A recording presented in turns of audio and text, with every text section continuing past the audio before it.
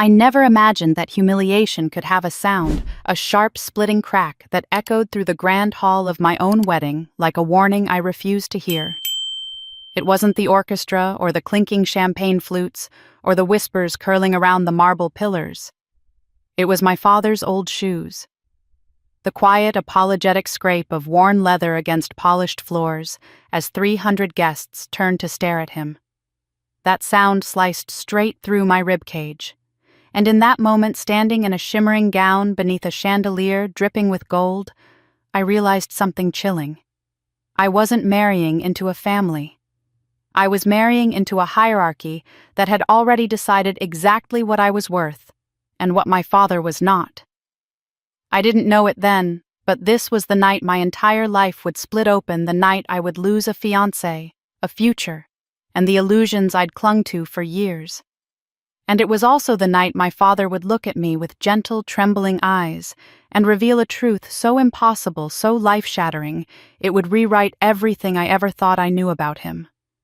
And about myself. I saw him the moment he stepped through the side entrance, my father Henry Ford, 63 years old, wearing the same navy suit he had patched twice this year. It hung a bit loose on his narrow shoulders, the product of long days, and skipped meals he always pretended weren't skipped at all. He held his hat between his hands, turning it slowly, nervously, like he hoped no one would notice him slipping into the back of the ballroom. But of course they noticed. Every glittering head swiveled, every whisper sharpened. I felt the air shift thick with judgment. My fingers tightened around my bouquet. My throat closed. Dad looked so small beneath the towering gold archways. So humble among the ice sculptures, the crystal candelabras, the imported orchids flown in from Colombia just for tonight. But when our eyes met, oh God, he smiled. A soft, tentative smile that said he was proud, that he was here for me, that none of this mattered as long as I was happy.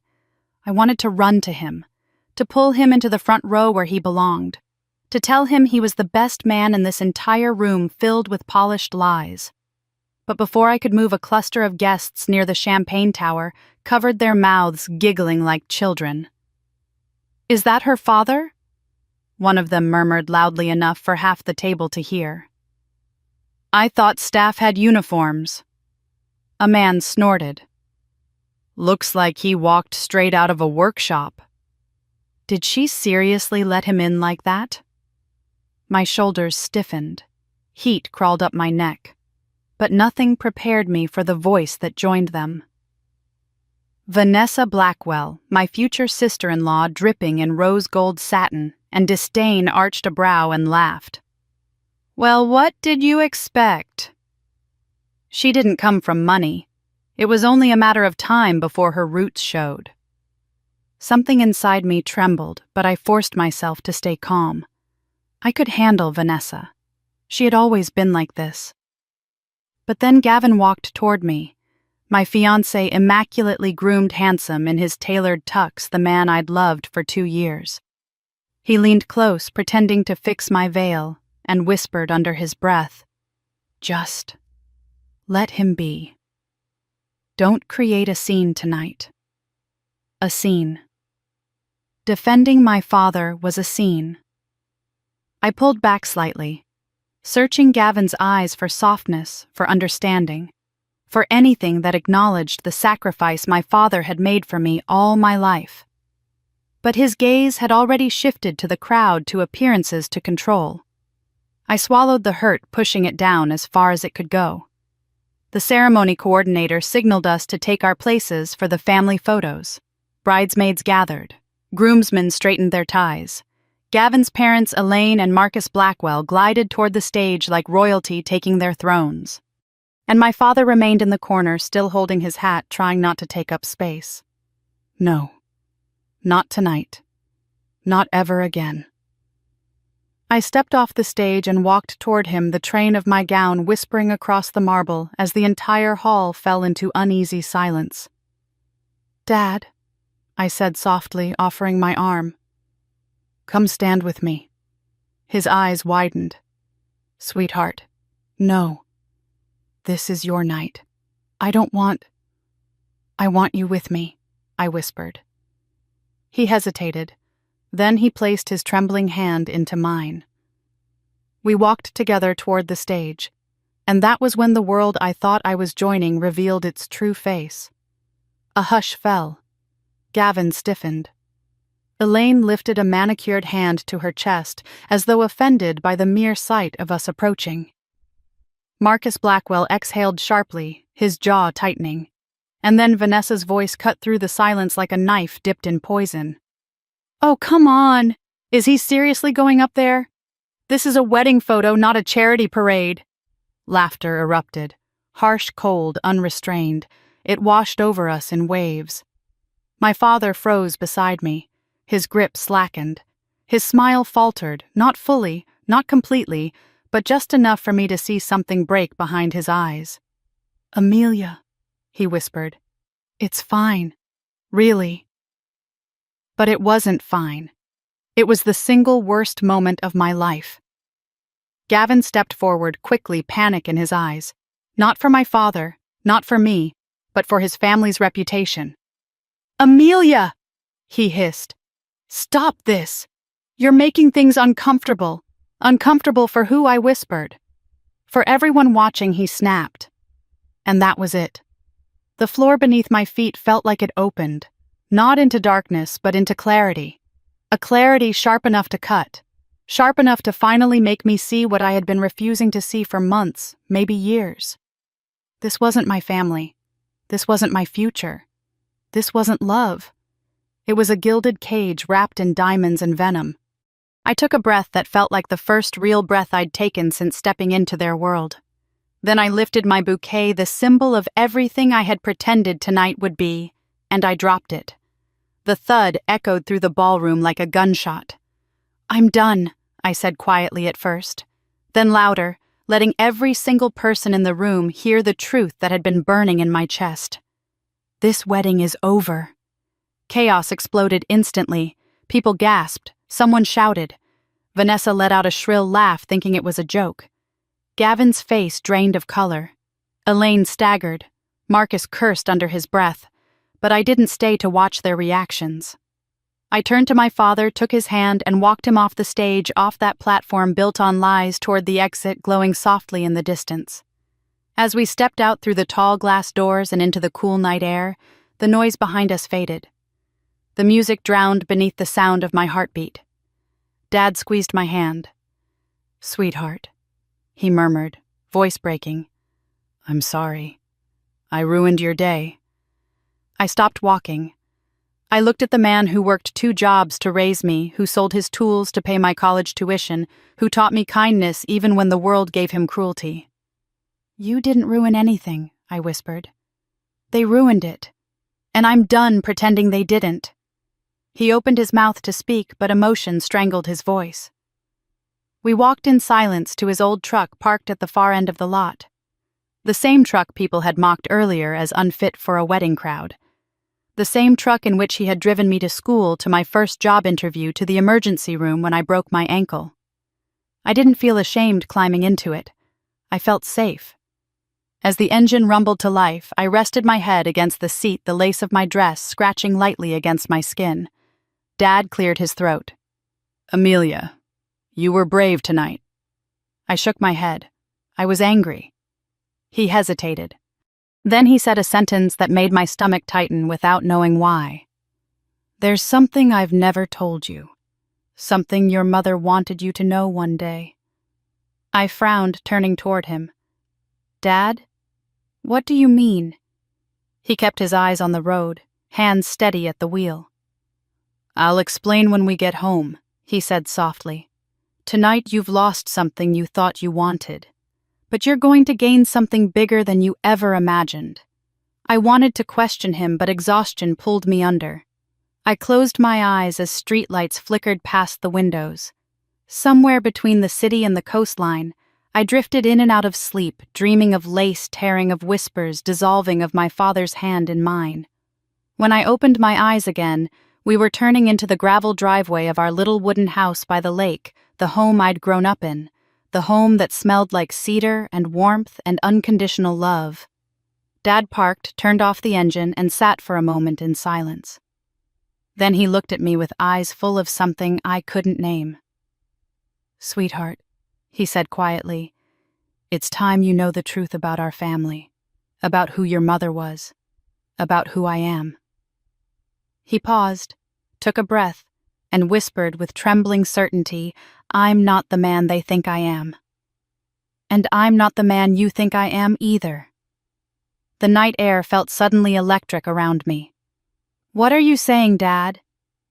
He reached into his coat pocket and pulled out a small silver key, the kind that belonged to a safe, not a toolbox.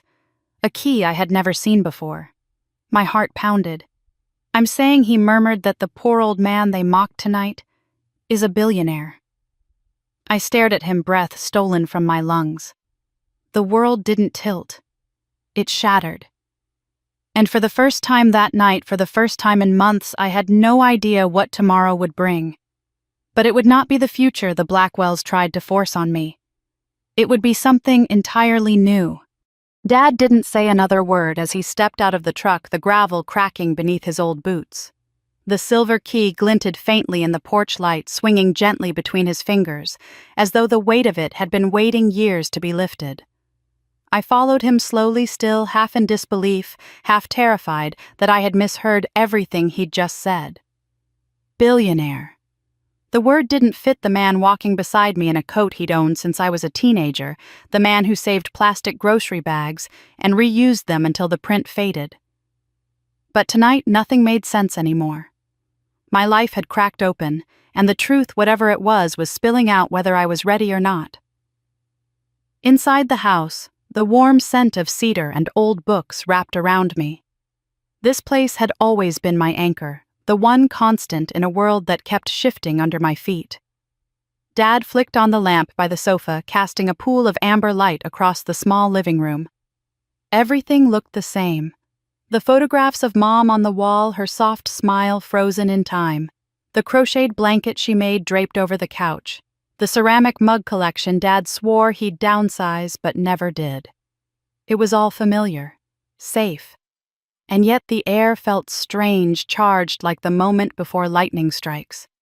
Dad sat down slowly, placing the key on the coffee table as though it were something sacred. I sat across from him, hands clasped tightly in my lap, still wearing the remnants of my ruined wedding gown. My mascara had smudged down my cheeks, creating faint shadows beneath my eyes. I didn't care. He studied me for a long moment before speaking. "I know tonight hurt you in ways I can't take back," he said quietly. "And I know the humiliation they threw at me made you feel like you were choosing between love and loyalty. But Amelia, what happened in that ballroom wasn't your fault. And it wasn't humiliation to me. It was a reminder. A reminder." My voice cracked. "Of what, Dad?" He leaned forward, elbows resting on his knees. "Of why I've kept my life quiet. Why I've lived small, even when I didn't have to." The words tightened something in my chest. "Dad, I don't understand. You said you're a billionaire. How? When? Why would you hide something like that?" His eyes softened. "Sit back, sweetheart. Let me explain." I drew a breath and nodded, bracing myself. "It started long before you were born," he began. "Your mother and we didn't come from the same world either. Catherine was brilliant, sharp as a tack. She could read a balance sheet like poetry. She worked her way up every ladder she touched, got promoted faster than anyone expected. She caught the attention of people who weren't used to hearing no. And she wasn't afraid to say it. A heaviness settled over him as he spoke her name. She wasn't born wealthy. But when her parents passed away, she inherited a sizable amount properties, stocks, an early investment in a tech company before it exploded. She didn't let the money make her arrogant. She used it to build a future. And she trusted me to build one with her." He smiled faintly. "I didn't care about the money. I cared about her. But she was smart. She knew wealth changed people, and she didn't want it changing you." My breath caught. "You kept everything from me because of Mom." He nodded. She asked me to. She wanted you to grow up grounded, compassionate, unspoiled. She didn't want you to attract people who only saw dollar signs. Something inside me twisted. Suddenly, Gavin's face, his perfectly controlled smile, the cold flicker of annoyance whenever my father spoke, felt like a warning I should have noticed. Dad continued. So I lived simply, wore old clothes, drove the same truck. I kept every account private and every investment quiet. I didn't want the world to look at you and see opportunity. I wanted them to see you. The truth hit me hard. You did all of that for me. He reached out, taking my hand gently. I did it because it was the only promise I made to your mother that I knew I could keep. Tears stung my eyes again, but this time not from humiliation, from gratitude, from grief, from the feeling of finally seeing my father's heart clearly. Before I could speak, Dad's expression shifted, something deeper, heavier clouding his eyes. There's more you need to know, he said softly. And tonight proved its time. He picked up the key from the table and stood.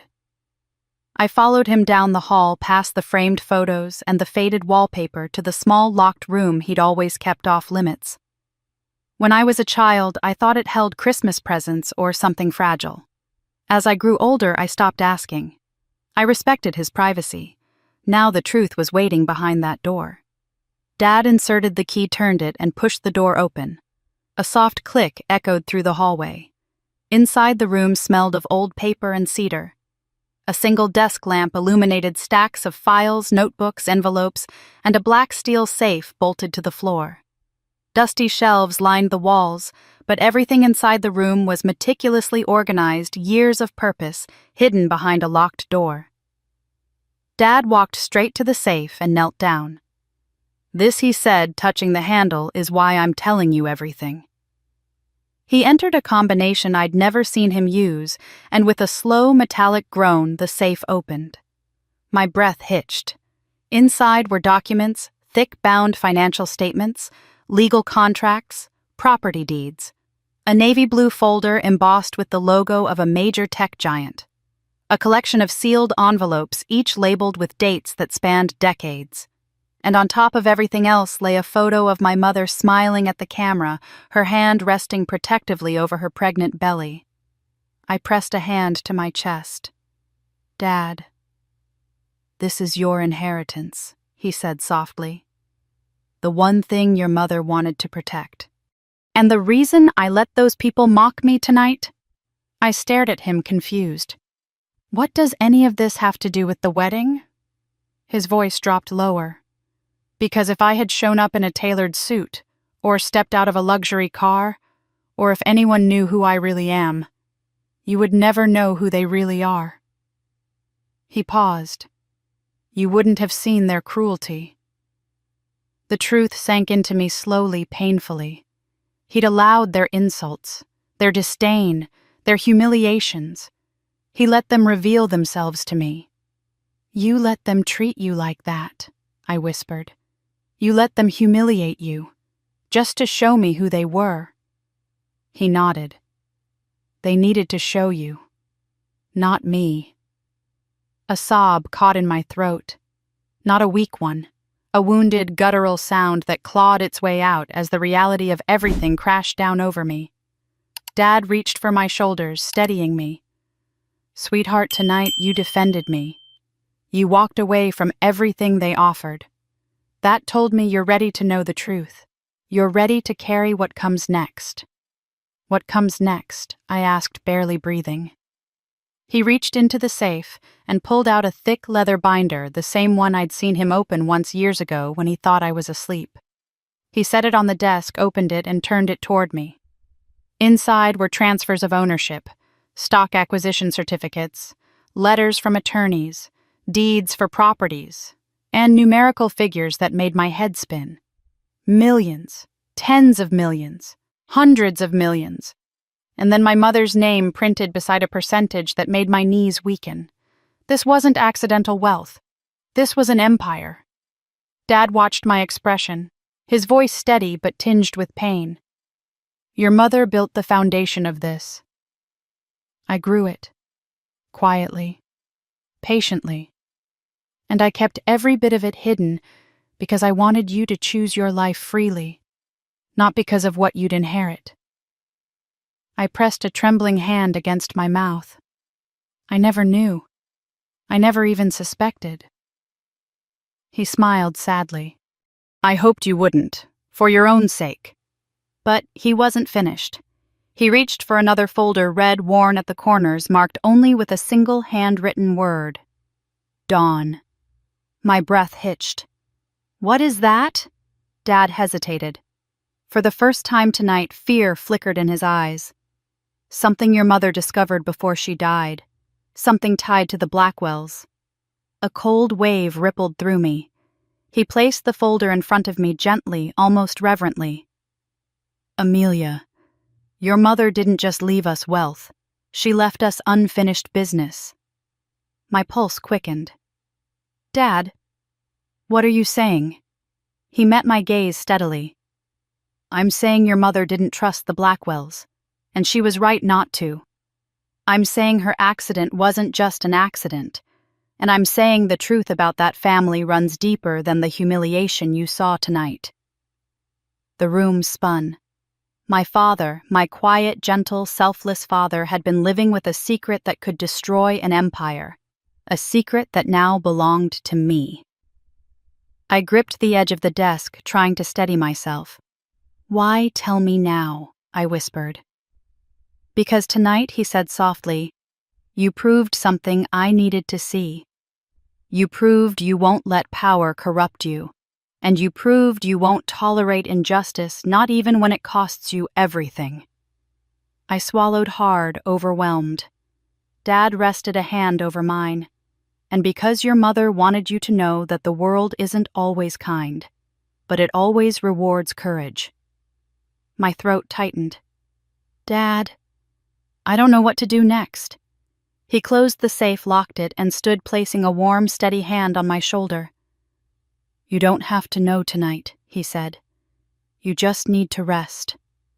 Tomorrow, we start at the beginning, and I'll tell you everything.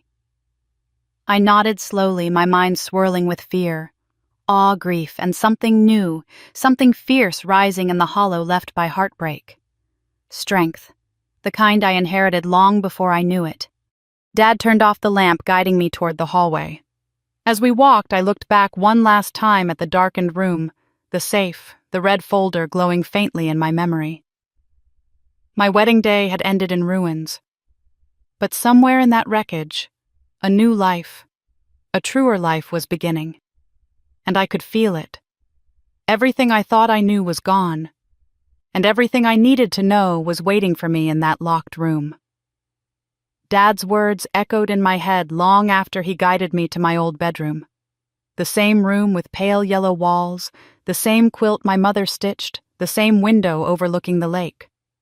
Nothing had changed, and yet everything had changed.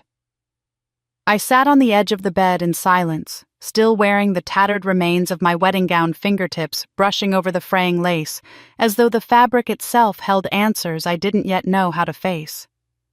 My heart felt split clean in half, one part grieving the life I had walked away from, the other part bracing itself for whatever truth my father was ready to uncover. I didn't sleep. My mind replayed every moment of the night, the mocking laughter, Gavin's cold eyes, the bouquet hitting the marble floor, the shock on my father's face when I pulled him onto the stage, the quiet pain he tried so hard to hide. And beneath it all, the startling revelation he whispered into the shadows. I'm a billionaire. By the time the first faint streaks of dawn crept across the sky, exhaustion tugged at my limbs, but my thoughts refused to settle. I slipped out of bed and walked barefoot into the hallway. The house was still except for the soft hum of the refrigerator. I found Dad in the kitchen, already awake, already dressed, already making coffee like he always did, as if last night hadn't shattered the foundation of my world. He looked up when I entered. "Did you sleep at all?" he asked gently. I shook my head. "Did you?" "I dozed for a bit," he admitted, then handed me a cup of coffee. You're going to need this. I took a sip, letting the warmth steady my trembling hands. Dad. I began quietly. I need to know everything. No more protecting me. No more waiting. Tell me who Mom really was. Tell me what she discovered. Tell me why you kept all of this in the dark. He studied me for a moment, his gaze heavy with the kind of sorrow that had been buried too deep for too long. Then he nodded. Come with me. We walked back to the locked room. He unlocked the door again, and I felt the same rush of cold air, the same weight of secrets pressing against my skin. Sit, he said, gesturing toward the chair beside the desk. This isn't an easy story to tell. I braced myself as he opened the red folder labeled Dawn. Your mother chose that name? He said softly. She always believed the truth would come to light eventually. He pulled out a faded photograph first. My mother stood beside a young woman in an office building, both confident, both bright-eyed, both full of promise. I didn't recognize the other woman. That's your mother with her closest colleague, Julia Kerr, Dad explained. They started in the same firm together. Smart, driven, exceptional women in a field dominated by men twice their age. Dad set the photo down gently. At that time, Marcus Blackwell was already a rising name in the world of corporate finance. He had influence connections, and a reputation for using both in ruthless ways. A chill crawled down my arms. Your mother and Julia uncovered something while they were auditing a set of accounts belonging to one of Blackwell's subsidiary firms. Money that didn't add up, funds being rerouted, offshore accounts tied to shell companies. They brought it to their supervisor. Instead of investigating, he warned them to leave it alone. I frowned. Why? Because the supervisor was being paid to look the other way. Dad replied simply, Your mother didn't back down. She was too principled for that. And she believed exposing the truth could save the company and its employees. He hesitated, jaw tightening. But the more she pushed, the more dangerous it became. My pulse quickened. Dangerous how Julia received anonymous threats, Dad said. Letters shoved under her car windshield. Phone calls late at night.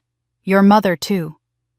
Blackwell wasn't a man who tolerated interference. My breath caught. Did she tell you everything? Not at first, Dad said, pain flickering across his face. She didn't want to burden me. But when Julia died, suddenly everything changed. A cold shock rippled through me. She died? How a car accident on Highway 12. Dad said quietly. The police ruled it mechanical failure. But your mother didn't believe that. Not for a second. The edges of my vision blurred. My mother's own fatal accident had always been described the same way. A mechanical failure, a coincidence, a tragedy without answers. Dad, I whispered, are you saying Mom thought Julia's crash wasn't accidental? He looked away. She was terrified. She thought she was being watched. She didn't sleep. She kept every document she collected locked away. She made copies and hid them somewhere only she knew. And she told me, if anything ever happened to her, I needed to protect you first. Then finish what she started. My heart twisted. And then she died, I said softly. He nodded, eyes brimming. 3 weeks after Julia. Same stretch of highway, same story. Another mechanical failure, another coincidence. I felt my breath falter as realization settled like lead in my stomach. Dad, why didn't you tell the police? Why didn't you fight this? He slammed the safe shut with more force than necessary. I tried. God knows I tried. But the police dismissed me, said I was grieving, said I was desperate to make sense of a tragedy. One officer even implied I wanted someone to blame. He sank into the chair opposite me, shoulders slumping. But I knew. I knew she didn't just die. I knew Blackwell didn't forget loose ends. And you hid because... I began. He nodded. Because I had you, a 3-year-old little girl who just lost her mother. If I kept digging, I would have lost you too. Silence fell thick, suffocating, heartbreaking. I felt everything all at once: grief for a mother I never got to know, fear for a father who carried the weight alone, anger at a family that had clawed their way to power on the backs of secrets and blood, and beneath it all, a rising determination. "What about the documents Mom collected?" I asked. "Are they here?" Dad shook his head. "No. She hid them somewhere else. Somewhere she believed no one would look. But she left behind clues." He laid out several envelopes, each labeled with a date in my mother's handwriting. "These are the only pieces she kept with her. They're fragments. Enough to suggest wrongdoing, not enough to stand in court. And the rest," I whispered. "Gone," he said. "Or at least, hidden." I ran my fingers over my mother's writing. It felt like touching her hand through time. Dad reached beneath the desk again and pulled out a small wooden box, polished but old. He placed it gently in front of me. "She left this for you," he said, voice rough. "She wrote that I should give it to you when I felt you were ready." My hands trembled as I opened the lid. Inside was a delicate locket with a tiny engraving, "For Amelia, when the dawn comes." I opened it carefully. Inside was a folded slip of paper, yellowed at the edges. I unfolded it slowly. "Amelia, the truth is not a weapon. It is a lantern. One day, you will need it. Let it guide you. Love, Mom." Tears slipped silently down my face. I clutched the locket to my chest, feeling a connection I'd longed for my entire life. Dad rested a hand on my back. "Your mother believed in justice. She believed in your future. She believed the truth would find its way through you." I wiped my cheeks. "Dad, why did you finally tell me everything tonight?" He let out a shaky breath. "Because last night when I saw you walk away from the Blackwells, when I saw your strength, I knew you were no longer the child I needed to protect. You were the woman Catherine knew you'd become." I swallowed a lump in my throat. "And what happens now?" He looked at me with a resolve that felt like steel. "Now we follow your mother's trail," he said. "Now we uncover what she couldn't. Now we finish what she started." A fierce spark ignited in my chest. Anger, purpose, vengeance, and a deep, unwavering love for the woman whose shadow still lived in every corner of this house. But Dad wasn't finished. "There's something else," he added quietly. "Something important. Something I couldn't tell you until I knew you were ready." He opened another drawer and pulled out a slim stack of documents. "These are early ownership records," he said. "Your mother bought shares in what eventually became Blackwell Realty Holdings. Before Marcus Blackwell took it private. Before he rewrote the company's entire structure." I stared at him. "Are you saying Mom owned part of the Blackwell empire?" A slow, grim smile touched his lips. "She didn't just own part of it. She owned enough to challenge their claim to everything." My mind reeled. "Then why don't they know?" His smile grew darker. "Because she bought them under a pseudonym. And I continued the purchases quietly over the years. Hidden. Untraceable. Waiting." I stared at him in disbelief, waiting for what I whispered. For the moment, the Blackwells crossed a line we could no longer ignore. The wedding, the humiliation, the cruelty. The line had been drawn. Dad placed a hand on my shoulder. "Sweetheart, they have no idea who they insulted last night, no idea what your mother left behind, no idea what you are now entitled to claim."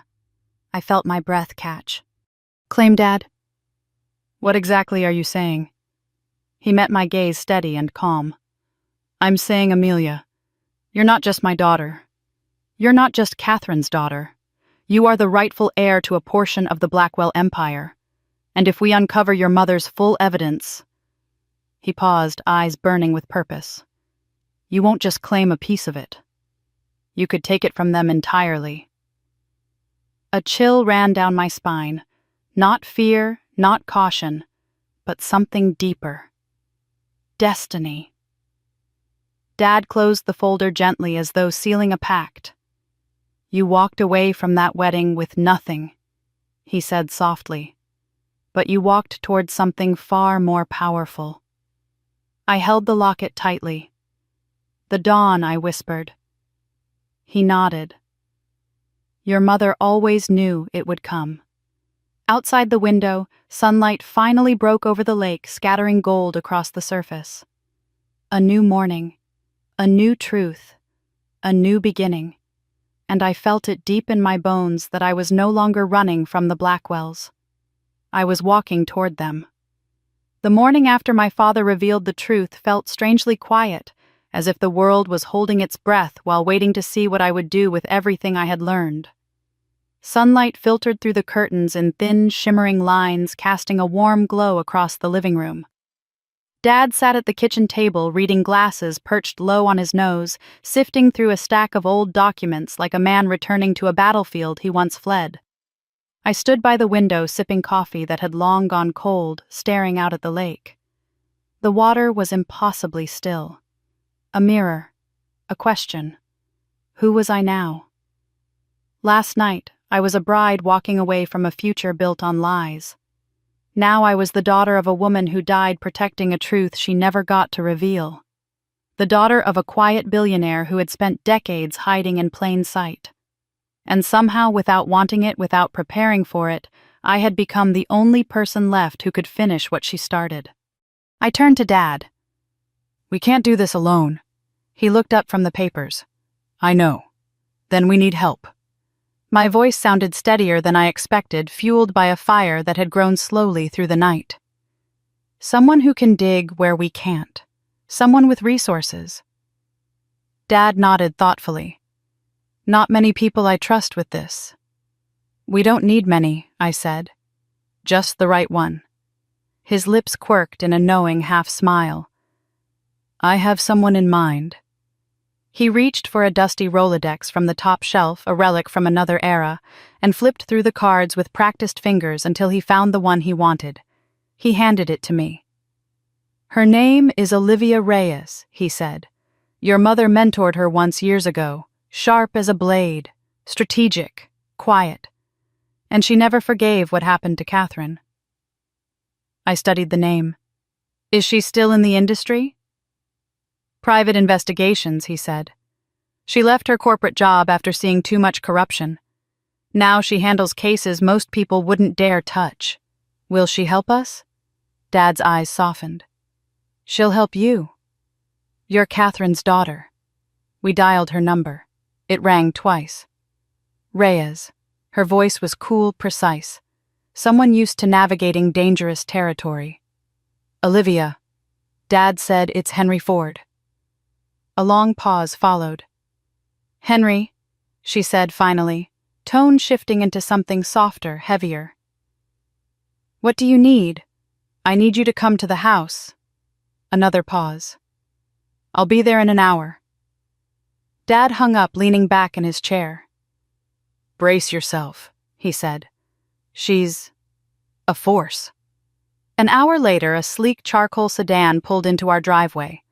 A woman stepped out, early 40s, tall, poised, her dark hair pulled into a sharp ponytail. She wore a tailored coat and carried a leather portfolio under her arm. She moved with the quiet confidence of someone who knew how dangerous the world was and had learned to walk through it anyway. When she entered the house, her eyes landed on me first. She studied me, really studied me, as though comparing me to someone she once knew. "You're Catherine's girl," she said. I swallowed. "Yes. Amelia." She nodded once, then turned to Dad. "Why now? After all these years?" "Because they came for her again," Dad replied. "Not with threats, with insults, humiliation." And Amelia stood up, walked away. Olivia's eyes flicked to me with renewed interest. "Good," she said. "Catherine would have wanted that." We sat at the table. Dad slid the red folder toward her. She opened it, flipping through the documents with a sharp, focused intensity. She paused at certain pages, frowning, tapping her finger on margin notes my mother had written. After several minutes, she closed the folder and exhaled. "This isn't everything," she said. "These are fragments. Enough to raise suspicion, not enough to burn them." "We know," I said quietly. Mom hid the rest. Olivia nodded. "The evidence she collected, if it still exists, would be explosive. The Blackwell empire is built on clean optics and ruthless secrecy. If Catherine found a crack..." She leaned back. "Then we're looking at financial fraud, money laundering, falsified audits, offshore accounts. Crimes that could dismantle them entirely." Dad's jaw clenched. "That's why she died."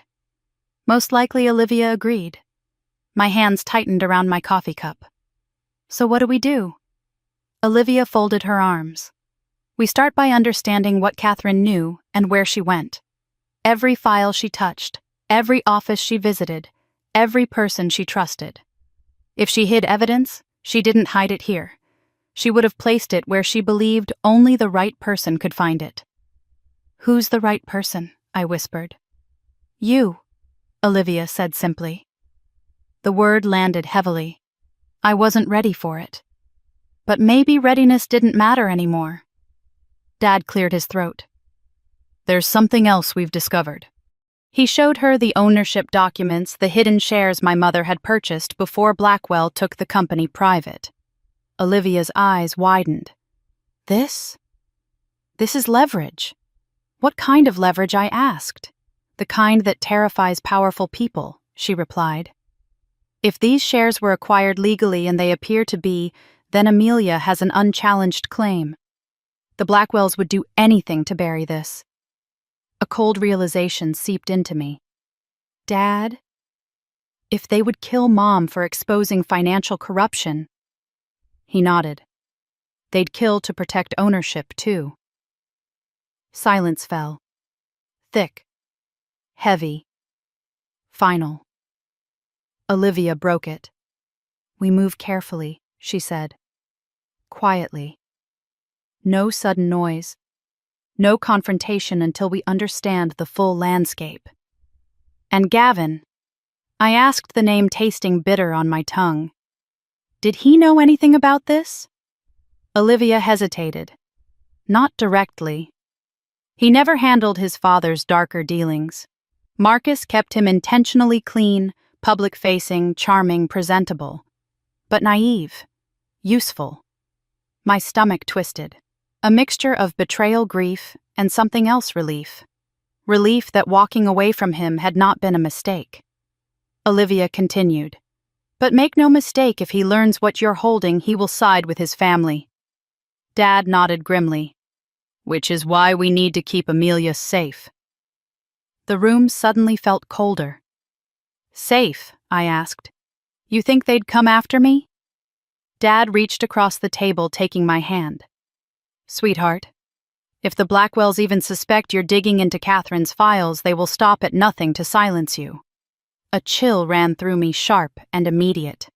"Then why are we doing this?" Olivia answered before Dad could. "Because your mother died trying to do the right thing. And because powerful families don't crumble from the top, they crumble when the truth they buried refuses to stay buried." I swallowed hard. "So where do we start?" She opened her portfolio. Inside were neatly organized documents, maps, photographs, old employee records. "I've spent years quietly gathering fragments of my own," she said. Information about the Blackwell network, their shell companies, their offshore accounts, their charitable fronts, even some of their partners. She laid a photograph of Marcus Blackwell on the table, smiling confidently beside a charity banner. "A man who hides behind philanthropy is almost always hiding something bigger," she said. She placed another photograph, this one of Gavin looking polished at a gala with a shadow of Marcus lurking behind him like a puppeteer. "And a man who marries into wealth often ends up a pawn." I looked away, the wound still fresh. Olivia cleared her throat. "There's a location your mother visited repeatedly in the weeks before her death, a storage facility near the old financial district. She made payments in cash. No rental agreements in her legal name. But the timing lines up with the days she told you she was working late. My breath caught. You think she hid the missing evidence there? It's possible, Olivia said. It's the strongest lead I've found. Dad nodded slowly. I avoided that place for years. Too many painful memories, too much fear about what I might find. I placed a hand on his arm. Then we'll do it together. Olivia closed the folder. We go today. Dad blinked. Today? Yes, she said firmly. The Blackwells will be busy handling the wedding fallout for at least 48 hours. They won't suspect anything in the meantime. It's the safest window we'll ever have. Dad hesitated only a moment before nodding. Let's go. We gathered the essentials copies of Mom's notes, the locket, my phone, a spare set of gloves Olivia handed us just in case. I changed into jeans and a sweater, pulling my hair into a low ponytail, leaving behind the last pieces of my ruined gown on the bathroom floor. As we headed to the car, I felt a strange mix of dread and empowerment. Last night I had been a girl running away from a wedding. Today I was walking toward a truth that had been waiting years to be found. The drive was eerily quiet. Olivia sat in the passenger seat of her own car, leading us. Dad drove with both hands tight on the wheel, jaw-set eyes distant, as if replaying every moment with Mom. I stared out the window at the thinning trees, the stretch of road curling like a question mark ahead. When we finally arrived, the storage facility stood at the edge of an industrial district. Faded metal doors cracked concrete rows of units stretching into the distance like silent witnesses. Olivia parked and stepped out. The unit she visited was 117, she said. It hasn't been rented in years. The management rotated so quickly that no one noticed the irregular history. Dad exhaled shakily. 117, he repeated. Catherine's birthday. My heart squeezed. We approached the row of units. The numbers passed one by one. 113, 114, 115, 116, then 117. The metal door was rusted, padlocked cobwebs clinging to the corners. Olivia kneeled down, inspecting the lock. This looks original, she said. No signs of forced entry. Whatever she placed inside, it's still here. She stood. Ready. I looked at Dad. He nodded. Olivia snapped the lock open with a tool, and together we lifted the door. Dust swirled in the stale air. Inside the unit was a single wooden trunk. Nothing else. My hands shook as I stepped forward. Dad placed a stabilizing hand between my shoulder blades. Go ahead, sweetheart, he whispered. She meant this for you. I knelt before the trunk and slowly lifted the lid. The smell of old paper and lavender drifted out. Inside were file folders, photographs, USB drives, notebooks, and on top a single envelope with my name written in my mother's elegant script. My vision blurred instantly. I picked it up with trembling fingers. Amelia. Dad knelt beside me, eyes shining. Olivia watched silently, respectfully. I opened the envelope and unfolded the letter inside. My hands trembled as I read my mother's words for the first time in decades, words she had written for a future she hoped I would one day be strong enough to face. And as her voice reached across time and loss to speak to me, I knew without a shred of doubt this was only the beginning. The paper trembled in my hands long before I realized it wasn't the paper. It was me. My mother's handwriting stretched across the page in soft, looping strokes, each letter carrying a warmth that reached through the years and laid a gentle palm against my heart. Dad knelt beside me, silent, reverent, like he was watching Catherine herself step back into the room. Olivia stood near the entrance of the storage unit, her sharp gaze softening as she sensed the shift in the air. I drew a breath and began reading. My dearest Amelia, if you are holding this letter, it means the truth has finally found you. It always does. I'm so sorry I cannot be with you when you read this. But I need you to know that everything I did, every risk, every fear, every long night, was for you, for the woman I believed you would someday become. My vision blurred instantly. The words bent and swam, but I kept reading. I have uncovered something dangerous, something powerful men would rather die than let the world find out. If they cannot silence me, they will try to silence the truth itself. So I am leaving pieces of that truth behind, hidden where greed cannot reach, and where courage will eventually lead you. Dad exhaled shakily beside me. I felt his hand on my shoulder, anchoring me, grounding me as I swallowed back the knot rising in my throat. The letter continued. Do not be afraid, Amelia. Fear is what they count on. You must be brave where I no longer can be. You must see what I can no longer show you, and you must protect what I can no longer guard. The words blurred again. I blinked them into clarity. There is someone you will need, someone who loves you enough to walk beside you through darkness and dawn. Your father. He may appear ordinary to the world, but he is extraordinary in the ways that matter. Trust him. Always. My heart cracked. Dad covered his mouth, shoulders trembling. Love. Mom. My hand drifted to my chest, to the small locket still warm against my skin. I held the letter close, absorbing every word, every ounce of my mother's voice echoing across a lifetime of silence. When I finally looked up, Olivia's eyes glistened not with tears, but with a fierce, protective energy. She nodded at the trunk. We need to see what else she left. Dad helped me place the letter back in its envelope, then gently shifted the trunk's contents so we could sort through them. The air inside the storage unit seemed to grow thicker with each layer we peeled back, each secret that emerged from the dust. The first stack of documents was straightforward bank transfers, financial statements, copies of shell company filings, a map of money trails, evidence of fraud. Olivia's eyes narrowed. She was tracking the Blackwell offshore network. Some of these names, they're still active. Dad pulled out a folder labeled Marlin Group. This was one of their earliest shell companies, he said quietly. Marcus funneled millions through it during the acquisition years. And hid it as real estate assets, Olivia muttered. Typical. I sifted deeper and found a black notebook. I opened it carefully.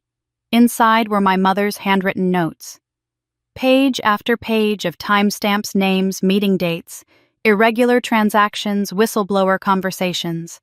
A lifetime of truth captured in ink. I whispered, she documented everything. Olivia nodded. Enough to force an inquiry. Enough to destroy them. Enough to get her killed. Dad added, voice breaking. We kept going. Under the documents were photographs, grainy snapshots taken from a distance. Marcus Blackwell shaking hands with a man I didn't recognize. Gavin's mother, Elaine, slipping into an unmarked car late at night. A warehouse bearing the logo of a shipping company tied to tax evasion scandals. My pulse quickened as I held up the photo of Marcus. What is this blackmail? Olivia said simply. Insurance. She was preparing to expose them. Dad rubbed his eyes. Your mother wasn't reckless. She gathered evidence carefully. But she trusted the wrong person. Olivia stiffened. Who Dad swallowed? Her supervisor. The one she reported to when she found the discrepancies. Olivia's jaw clenched. Richards. The name struck like a cold knife. You know him? I asked. Oh yes, she replied tightly. He and Marcus were closer than anyone realized. Catherine, trusting him, sealed her fate. I felt the room tilt slightly. The ground beneath my knees felt unstable, as though the truth was pulling at me, unraveling the version of my childhood I had believed in. I pushed further into the trunk. At the bottom was a small metal lockbox. With trembling hands, I lifted it out. Dad, I whispered, do you know what this is? He stared at it. She bought that box the week before she died. She wouldn't tell me what was inside. The lockbox had no key. Olivia reached into her coat and pulled out a slim tool, slipping it easily into the keyhole. Within seconds, the latch clicked open. Inside was a single USB drive, a tiny, innocuous object. But the moment Olivia saw it, her breath caught. "This may be everything," she whispered. "If she digitized the files she couldn't carry or hide physically." Dad sank onto a nearby crate. My God. I turned the USB over in my hand. It was unmarked. "Do we open it now?" I asked. Dad nodded slowly. "Not here. It might carry security risks. And we don't know what protections she put on it." Olivia agreed. "We take it home. I have equipment that can open it safely." We packed everything carefully, layering documents, notebooks, and drives into Olivia's reinforced briefcase. When we lifted the trunk's lid to close it, I noticed something wedged in the back corner. A sealed envelope, with my mother's handwriting again. This one was addressed not to me, but to my father. My breath stalled. "Dad, this is for you." His face crumpled as he took the envelope. His hands trembled while unsealing it, and I leaned close, reading over his shoulder as he unfolded a single page. "Henry, if I do not return, please forgive me. I know you told me to stop. I know you were right. But I could not look myself in the mirror if I let them continue. If anything happens to me, promise me 2 things. Raise Amelia away from this darkness, and only give her the truth when she is strong enough to choose what to do with it. She is her father's courage and her mother's fire. She will know what to do. Yours always, Catherine." Silence stretched through the storage unit like a cord too heavy to break. Dad pressed the letter to his chest. Tears slid down his cheeks. Quiet, unfiltered grief he had held back for decades. I wrapped my arms around him. For a long moment we held each other, grief and love, binding us as tightly as the secrets hidden in the trunk. After a while, Olivia cleared her throat softly. "We should go. The longer we stay here, the more risk we take." Dad nodded and wiped his face. I closed the trunk gently and helped carry the boxes to the car. As we loaded everything, I felt a shift. Something in the world around me seemed sharper, the air colder, the shadows heavier. When Olivia shut the trunk of her car, she paused, scanning the perimeter with narrowed eyes. "Something wrong?" I asked. She didn't answer right away. Her gaze swept the empty lot, the road, the abandoned office building across the street. Then she said quietly, "We weren't followed. But someone else has been here recently." Dad stiffened. "How can you tell?" "The dust patterns," she said, pointing to faint footprints near another unit. "Someone came through within the last week, someone who knew what they were looking for." A chill spiraled down my spine. "You think—" "Yes," she said. "The Blackwells." My stomach dropped. Dad stepped protectively in front of me. "We need to leave. Now." We drove home in a tight formation, Olivia leading Dad following closely behind. Every car that passed us felt like a threat. Every shadow along the road felt like eyes watching. When we finally pulled into our driveway, Dad exhaled deeply, but Olivia remained on alert. Inside the house, she set up her equipment on the dining table. The USB drive sat in the center like a ticking bomb. "This may take a while," she said. "Your mother encrypted her files. She was smarter than all of us." Dad forced a weary smile. "Yes, she was." While Olivia worked, I stepped onto the porch to breathe. The lake glimmered under the afternoon sun, peaceful, untouched by the chaos unraveling the ground beneath my feet. I touched the locket again. "Mom," I whispered, "I wish you were here." When I turned to go back inside, I saw Dad standing in the doorway watching me with the softest, saddest smile. "She is," he said. I walked toward him and he held the door open. Inside, Olivia straightened with a sharp inhale. "I'm in." Dad and I rushed to her side. "What did you find?" I asked. Olivia clicked open the first file. My breath froze. It was a complete, time-stamped archive of every fraudulent transaction Catherine had uncovered. Names, dates, locations, offshore transfers. Shell corporations, bribes, all tied back to one man, Marcus Blackwell. Olivia pulled up the next file. Emails, threats, and then my heart stopped. Proof that the mechanical failure in my mother's car had been staged. My father's hand closed around mine, trembling. Olivia whispered, "Amelia, this is enough to destroy them." I stared at the screen pulse hammering. The Blackwell empire wasn't just corrupt, it was built on blood, and my mother had died trying to expose it. A slow, fierce heat ignited in my chest. Not rage, not vengeance, but something deeper. Purpose. I looked at Dad. "They took everything from her," I said softly. "And from you," he replied. I nodded, jaw steadying. "Then it's time," I said. Dad swallowed. "Time for what?" I met Olivia's eyes. To finish what she started. The decision settled inside me with a weight that was neither crushing nor frightening, but clarifying like a storm passing over water and revealing the reflection beneath. I stood in the center of the living room, the glow of Olivia's laptop still illuminating the final file we'd opened, and I felt something shift deep in my chest. The truth wasn't abstract anymore. It wasn't a theory. It wasn't a suspicion whispered in the dark. It was here, undeniable, staring back at me in timestamps, dollar trails, encrypted messages, and most damning of all, the evidence tying my mother's death to the Blackwell empire. Dad closed the laptop gently, as if shutting the lid might soften the blow of what we now knew. Olivia leaned back in her chair, her expression unreadable, though her eyes burned with the same sharp fire that had been growing inside me since the moment I walked out of my ruined wedding. "We have enough to go public," she said. Dad stiffened. "No, not yet." I looked at him. "Dad." He shook his head resolute. "If we release this now without a plan, without knowing who the Blackwells have in their pocket, it could backfire. They have lawyers, influence, media contacts, money, and desperation."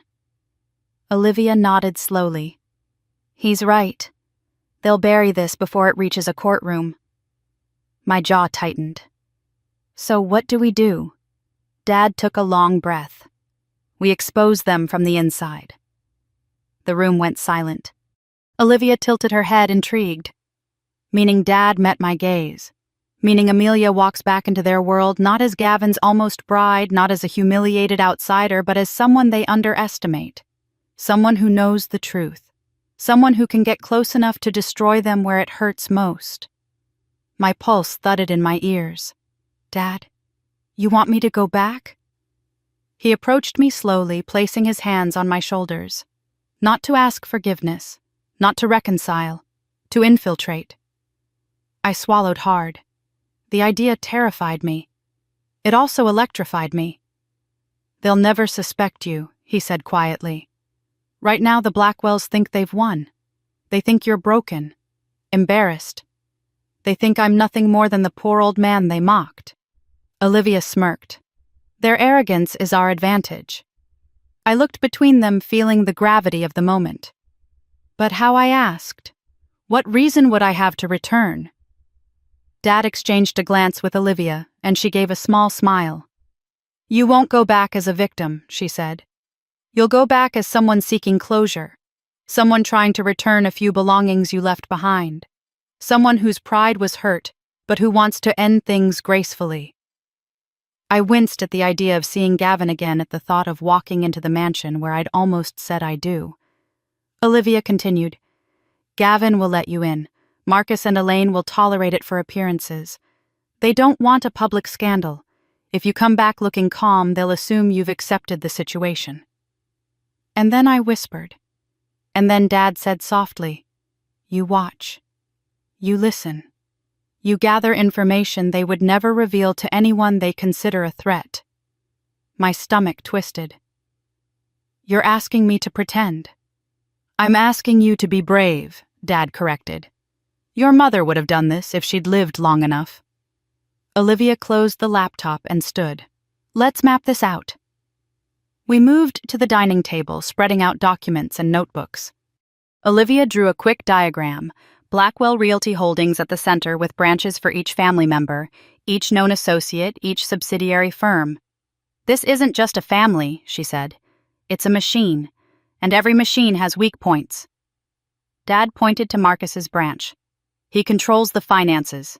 He's the architect of the fraud, but he also has the most to lose." Olivia pointed to Elaine.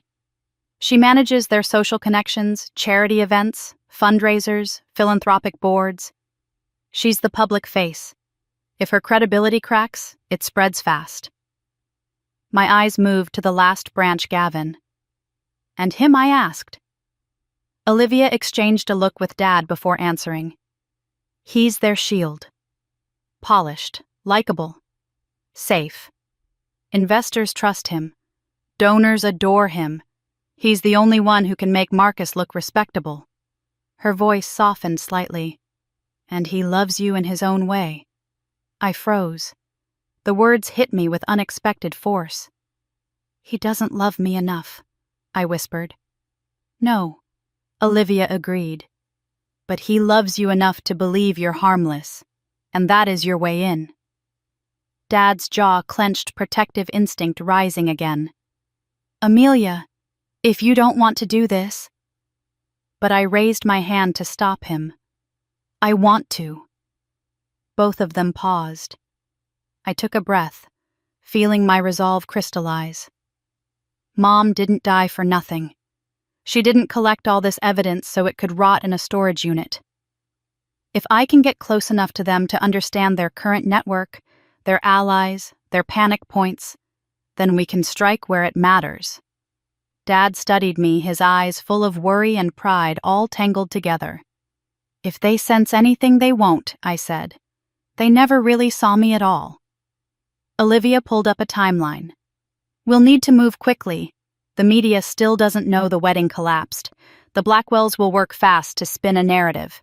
This is our chance to stay ahead." I closed my eyes briefly, imagining it, walking into their mansion again. The cold marble floors. The staff trained not to look too long. Vanessa's smirk. Elaine's calculating gaze.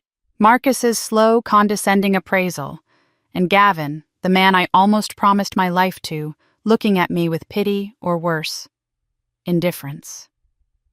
Fear flickered in my chest, but beneath it burned something stronger. "I'll go tomorrow," I said. Dad's breath caught.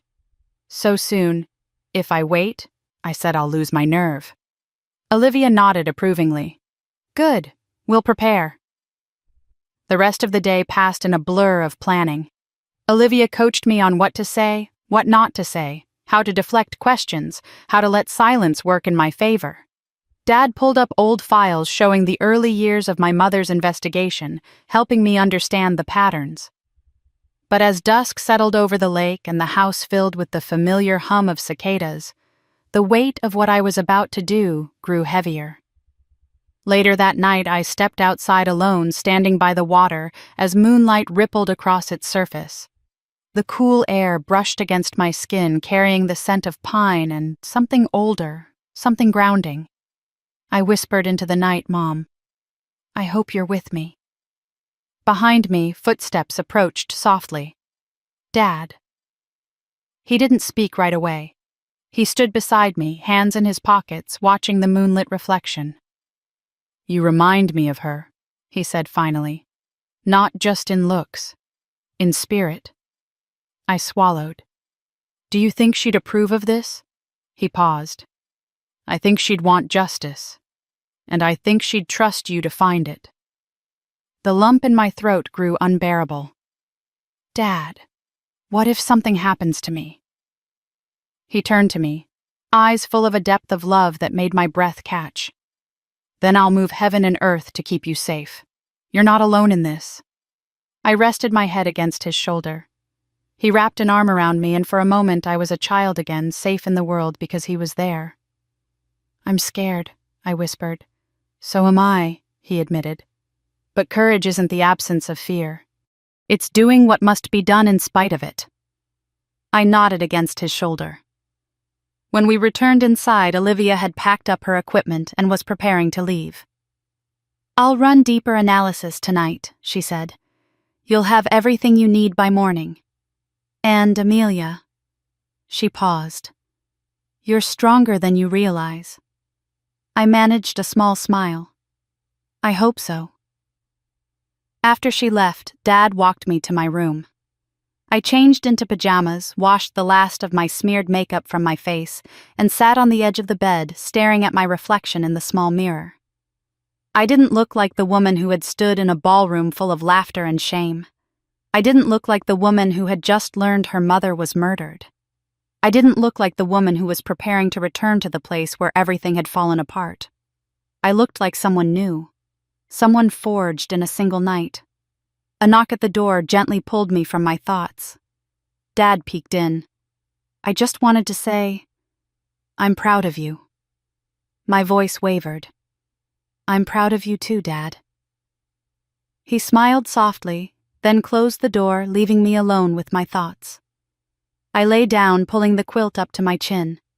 The locket rested warm against my collarbone, its presence steady grounding. Tomorrow I would walk back into the den of the people who destroyed my mother's life. But this time I wouldn't walk in blind. Tomorrow I would step into the Blackwell mansion, not as a bride-to-be, not as a woman begging for acceptance, but as Catherine Ford's daughter. And I was ready. I arrived at the Blackwell estate just after 10 the next morning, the sky overcast heavy with the kind of gray light that made everything feel suspended in time. The iron gates opened slowly, groaning like they resented letting me in again. I drove through, my heart pounding so fiercely I could feel the vibrations in the steering wheel. The mansion rose ahead, grand, cold, intimidating, its marble facade gleaming despite the dull morning air. The same place where I once imagined a future. The same place where my mother's killers lived in luxury. The same place where I had stood days ago in a gown of ivory satin thinking I belonged. Now it felt like a labyrinth built on lies.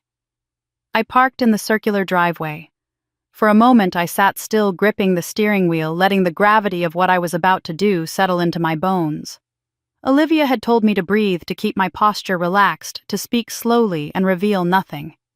Dad had hugged me before I left, whispering, "Remember who you are." But none of that mattered now. The only thing that mattered was keeping my voice steady when I walked inside. When I finally stepped out of the car, the front door opened immediately. Gavin stood in the doorway, his expression a mix of shock, guilt, and something else. Relief. "Amelia," he said, stepping forward as though I might vanish if he didn't reach me quickly. I wasn't expecting. Are you okay? Why didn't you call? I've been worried sick. Worried sick. Funny how those words meant something different now. I mustered a soft, controlled smile.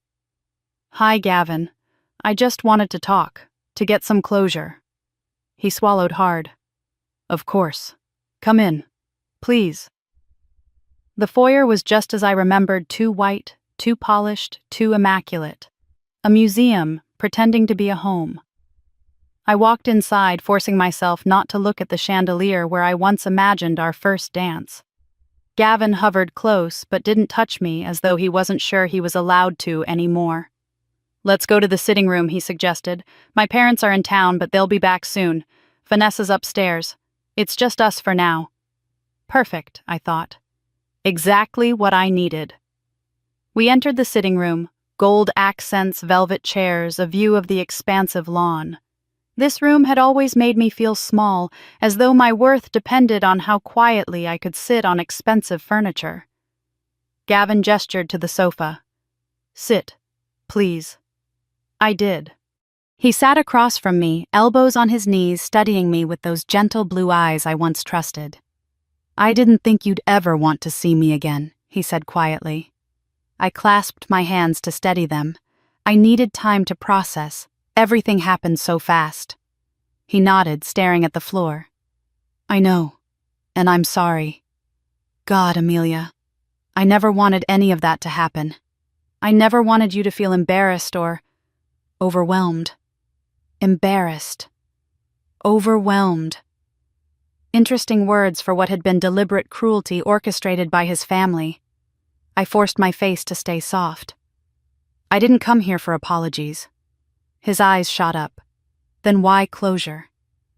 I repeated, to end things gracefully. To try to understand. He exhaled in relief.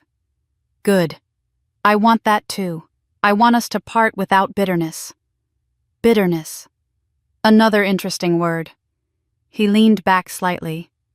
Amelia, that night my father, my mother, Vanessa, they were under a lot of pressure. They weren't thinking clearly. I held his gaze steadily. They mocked my father. He winced, running a hand through his hair. They shouldn't have done that. I know. And I should have stepped in. I froze. I was trying to keep everything from falling apart. It fell apart anyway, I whispered. He nodded painfully. I know. And I regret it. I regret all of it. Silence stretched between us. His voice softened. I still care about you. I didn't answer that directly. Instead, I let the moment settle, then shifted the conversation gently toward what I had come for information. Gavin, I began lowering my voice. I know your family has been going through a lot lately. The business, the investors pulling out. I'm sure the wedding incident didn't help.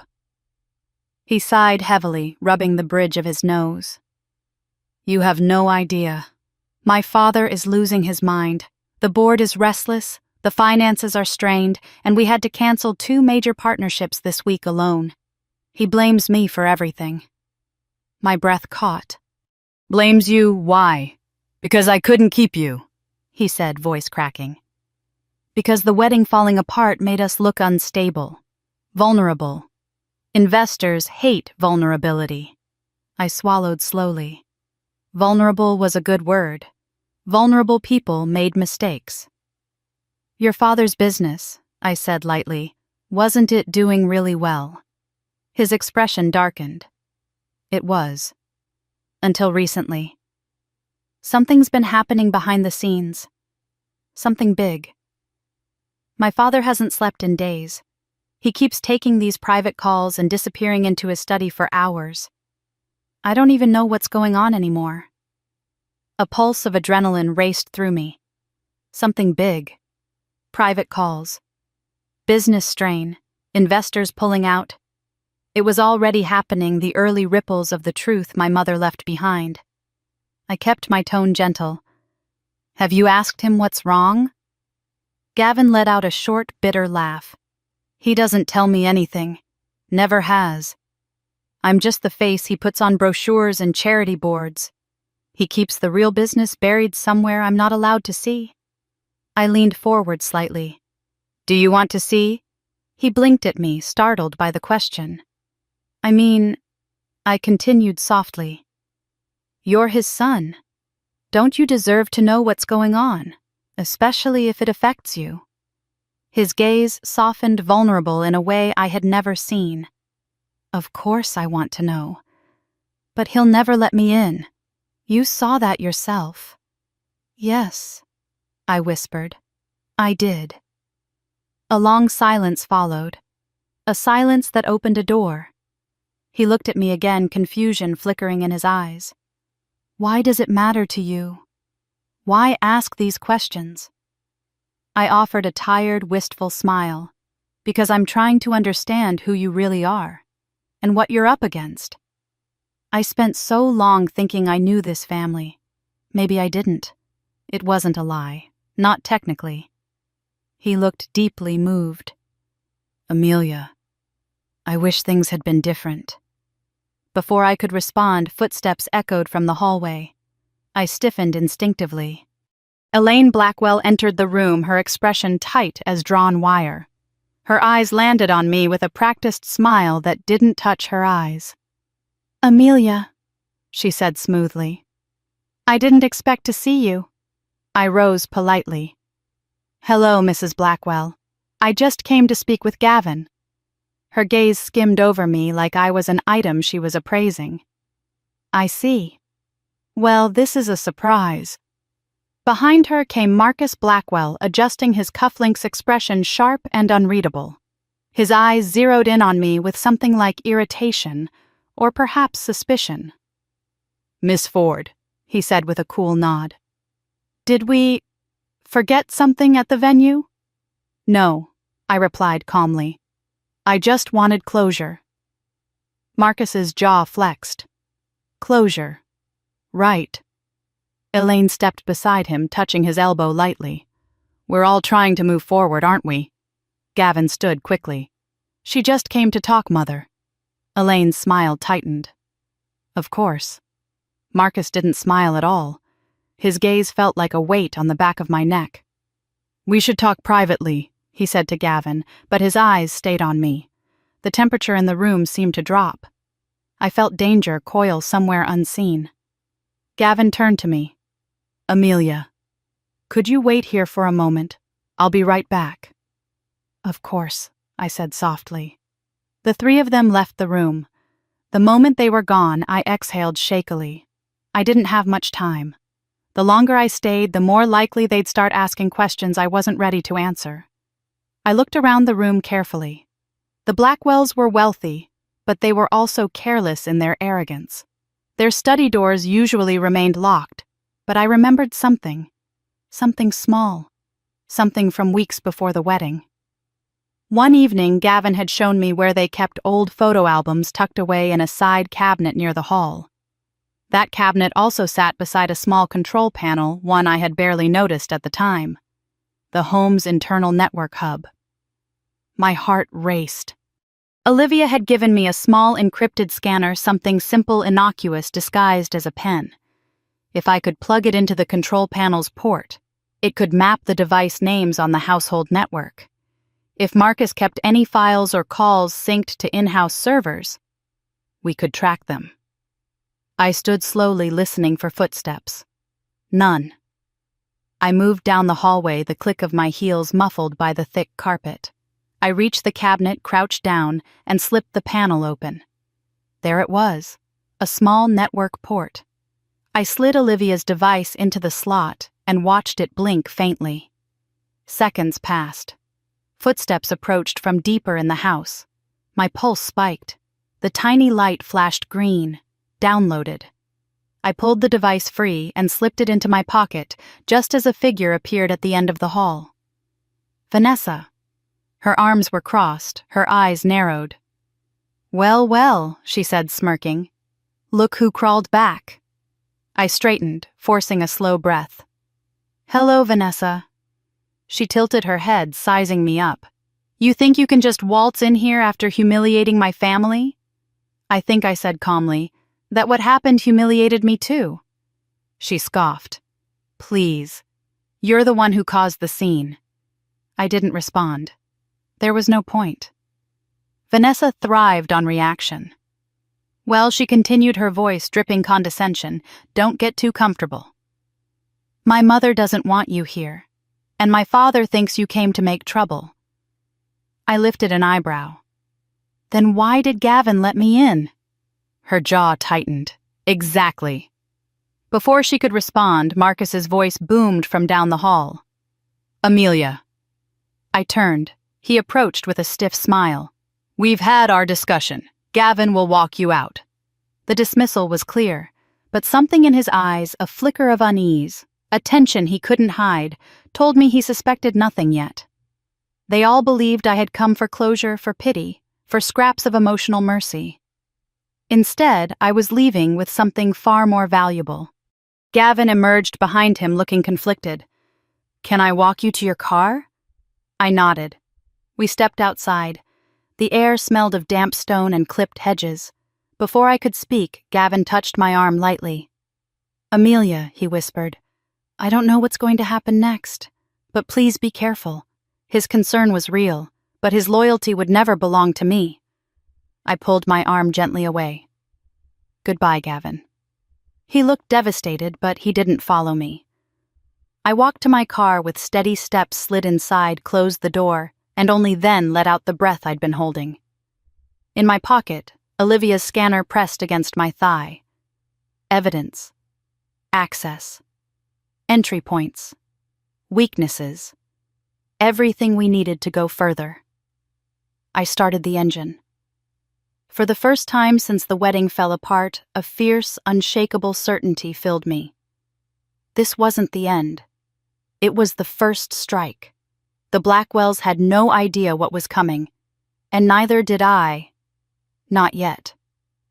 Dad was pacing the living room when I returned home, his hands clenched behind his back, his shoulders tight with worry.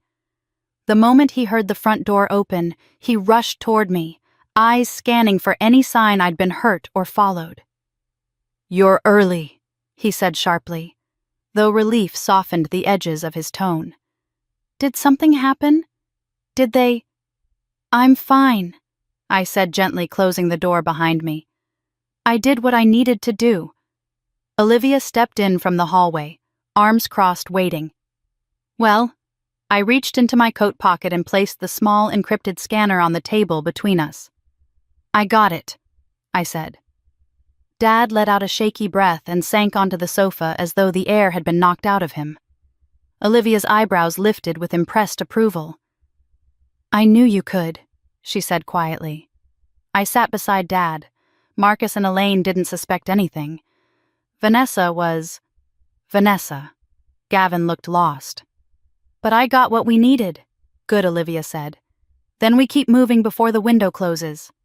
She took the device reverently as though it were a priceless artifact and carried it to the dining table where her laptop waited. Dad and I followed the atmosphere, shifting from relief to concentrated urgency. Olivia plugged the scanner into her machine. Lines of code scrolled across the screen, the system decrypting the captured network data. She leaned forward, fingers flying over the keys. Come on," she murmured. Dad hovered at her shoulder like a storm cloud, quiet but filled with pressure. Within minutes, a diagram populated the screen. A full map of the Blackwell internal network. Dad inhaled sharply. There are dozens of devices. More than dozens, Olivia corrected. Servers, encrypted hard drives, cloud sync points, and this. She highlighted a blinking red node at the bottom of the diagram. I leaned closer. "What is that?" That, she said slowly, is a hidden directory, masked under the guise of a charity event archive. But it has irregular activity. Someone hid something there, something they access privately. Dad frowned. "Marcus," likely, Olivia said. "But look at this." Her finger traced another glowing node. "A secondary sync. Someone else also has access." I lifted my eyes to her. "Who?" She clicked again, and a second name appeared next to the private directory. Elaine Blackwell. Dad swore under his breath. So Elaine wasn't just playing socialite.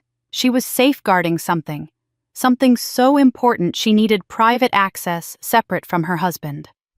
Olivia continued scanning. "There's more. Look, these are outgoing encrypted calls routed through the home network. They go to offshore numbers tied to 2 known shell companies under the Blackwell portfolio." "What does that mean?" I asked. "It means," Olivia said slowly, "they are cleaning up something. Fast, moving assets, hiding funds. They suspect someone is coming for them." My stomach tightened. "Because of the wedding?" "Exactly," she said. "Your public exit made noise. Investors are nervous. Rumors are circulating. Marcus is scrambling to contain what he knows he can't fully control." She looked up at me, expression grave. "And they'll be ruthless now. Desperate people always are." Dad rubbed a hand across his jaw. "So we stay ahead." Olivia nodded. "And we strike before they can bury everything." She clicked another tab. "I'm pulling timestamps from the internal camera logs." Dad froze. "Cameras." "Yes," Olivia said. "The Blackwell mansion is riddled with them, even in private areas." A cold shiver ran through me. "Did they record what I did?" "No," she said. "That hallway panel wasn't in a monitored corridor." "Smart choice." Dad closed his eyes in relief for a brief, fleeting moment. So, what do we do next? Olivia turned to me. We widened the circle. My pulse skipped. Meaning, she said, it's not enough to gather data. We need allies. People in corporate law, compliance, finance, trustworthy experts who can verify structure and eventually present this evidence so the Blackwells can't dismiss it as fabricated. Dad frowned. But who can we trust? Olivia clicked open an encrypted folder. I've been preparing for this since the day Catherine died. I have contacts. Her old colleagues, former auditors, people Marcus fired when they got too close. My breath caught. You've been building this, waiting for this. She nodded once. Your mother was more than a friend. She was the bravest person I ever knew. When she died, when the official reports didn't add up, I promised myself that if her truth ever resurfaced, I would help finish what she started. Dad's voice cracked. Thank you. Olivia shook her head. Thank Catherine. She typed a message to one of her contacts, then another, then encrypted all outgoing correspondence. By tomorrow morning, she said, we'll have a small team assembled. People who know how to dismantle corruption from the inside. Quietly. Dad and I exchanged a look, fear-laced with hope. What about me? I asked. Olivia studied me.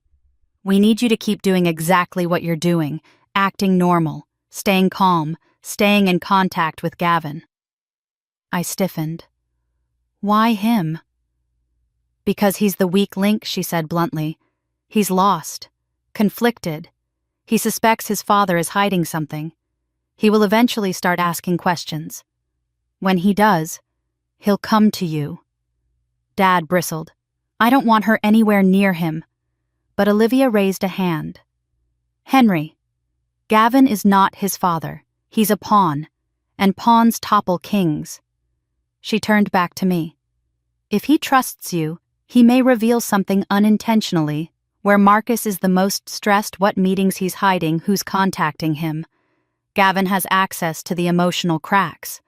That's critical. I didn't respond right away. I didn't like using Gavin even if he had failed me. But this wasn't about him. This was about Mom. About justice. I can do it, I said quietly. Dad sighed but didn't argue. A phone buzzed. Dad's. He glanced at the screen and his face turned ashen. I stepped closer. Dad. He handed the phone to me with shaking fingers. It was a voicemail. From an unknown number, but the transcription displayed a single sentence. Tell your daughter to stop digging. My blood ran cold. Dad whispered, They know. Olivia grabbed the phone, analyzing the metadata. No caller ID, scrambled signal. Low-level intimidation tactic.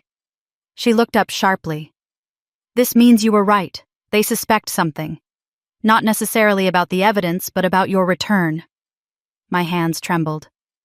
They think I'm a threat. Olivia's voice hardened. You are. Dad ran a hand through his hair, pacing. We need to be careful. We need another vibration.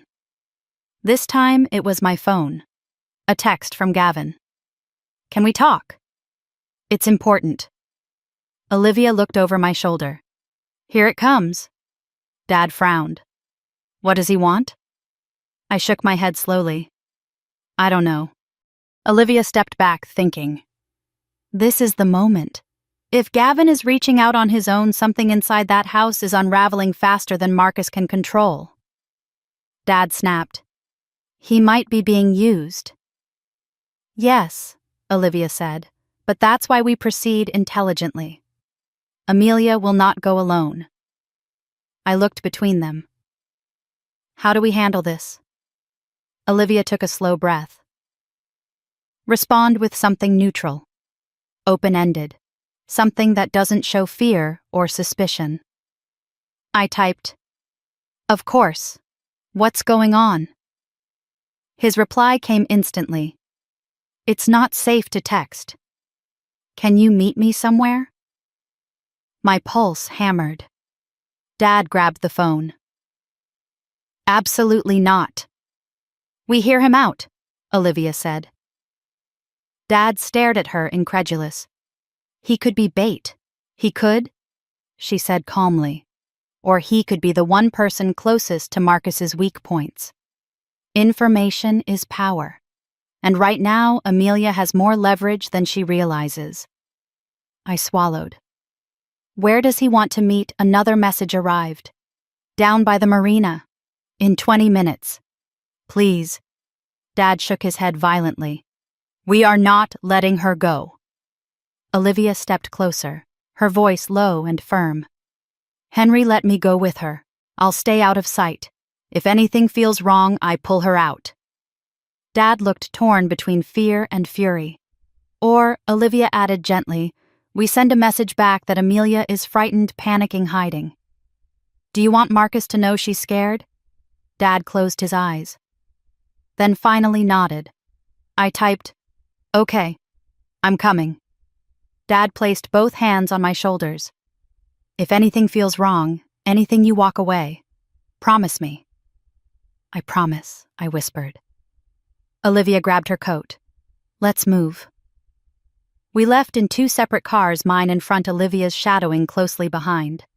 The marina wasn't far, but each minute felt stretched thin with dread. The world outside blurred trees, lampposts, storefronts, until we turned into the quiet, mist-wrapped harbor. Gavin stood by the railing, hands shoved into his coat pockets, pacing aggressively. He looked different, disheveled, anxious, haunted. When he saw my car, he stopped pacing and lifted his head. I stepped out slowly, scanning the area with subtle glances the way Olivia had trained me. No unfamiliar cars, no figures lurking in shadows, just the sound of gulls and the soft slap of water against boats. Gavin rushed toward me. Amelia? Thank God. What's wrong? I asked calmly, keeping distance between us. He swallowed hard. Something's happening. Something bad. My father, he's terrified. I've never seen him like this. He's burning documents, locking himself in his office, yelling at lawyers. My mother is losing it. Vanessa won't stop crying. I don't know what's going on, but I know it started after the wedding. I steadied my breath. Why tell me this? Because his voice broke. Because I think they did something. Something unforgivable. And I think they're afraid it's coming back. He stepped closer, desperation in his eyes. Amelia, do you know anything about this? About why they're panicking? I held his gaze, letting fear, grief, and honesty swirl behind my eyes. I know. I whispered slowly that the truth always surfaces eventually. He stared at me, and then whispered, My father was involved in your mother's accident, wasn't he? The world froze. The water stilled. My breath caught midair. And somewhere behind me, unseen, I knew Olivia had tightened her grip on her concealed weapon. I felt the shift inside me, an ancient, burning clarity. Yes, I whispered. Gavin staggered as though I had struck him. No, he breathed. No, that can't be true. It is. He ran a trembling hand through his hair. My God, what have they done? I kept my voice gentle but firm. Gavin, if you know anything at all, you need to tell me. He looked at me, torn apart from the inside, and then he whispered the words that would change everything. There's a hidden account and a hidden room in the mansion where my father keeps what he calls insurance. I think... His voice cracked. I think it's connected to your mother. The world tilted. My pulse roared in my ears. Dad had said we needed to get inside the empire. Now Gavin had given us the doors. Very quietly, Gavin added, I'll help you. I breathed in slowly. The war had found its opening, and the Blackwells had no idea their downfall had already begun. Gavin stared at me like a man standing on the edge of a cliff, knowing the next step might save him, or destroy everything he'd ever known. His confession hung in the cold marina air, sharp as a blade. A hidden room, a secret account, insurance, my mother's death. I felt the wind lift strands of my hair as if the world itself had paused to listen. "Gavin," I said softly, "you need to tell me everything." He swallowed hard. I don't know everything. But I know enough to be scared. Enough to know my father is hiding things. Enough to know my mother is terrified. And enough to know Vanessa has been snooping around and got threatened for it. My pulse spiked. Threatened by who? Gavin hesitated. By my father. I heard them fighting 2 nights ago.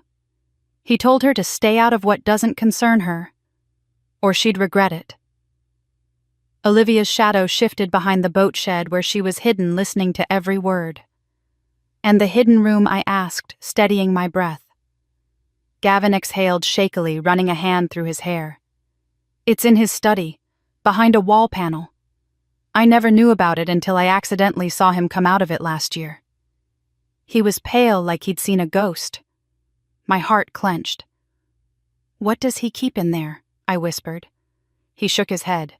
"Files, binders, hard drives, and a safe. A big one. He called it his insurance collection. He said it keeps the world in check." A tremor went through me. Insurance.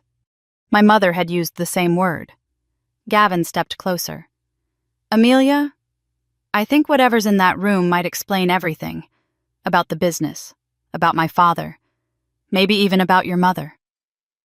I held his gaze, seeing the truth in his eyes.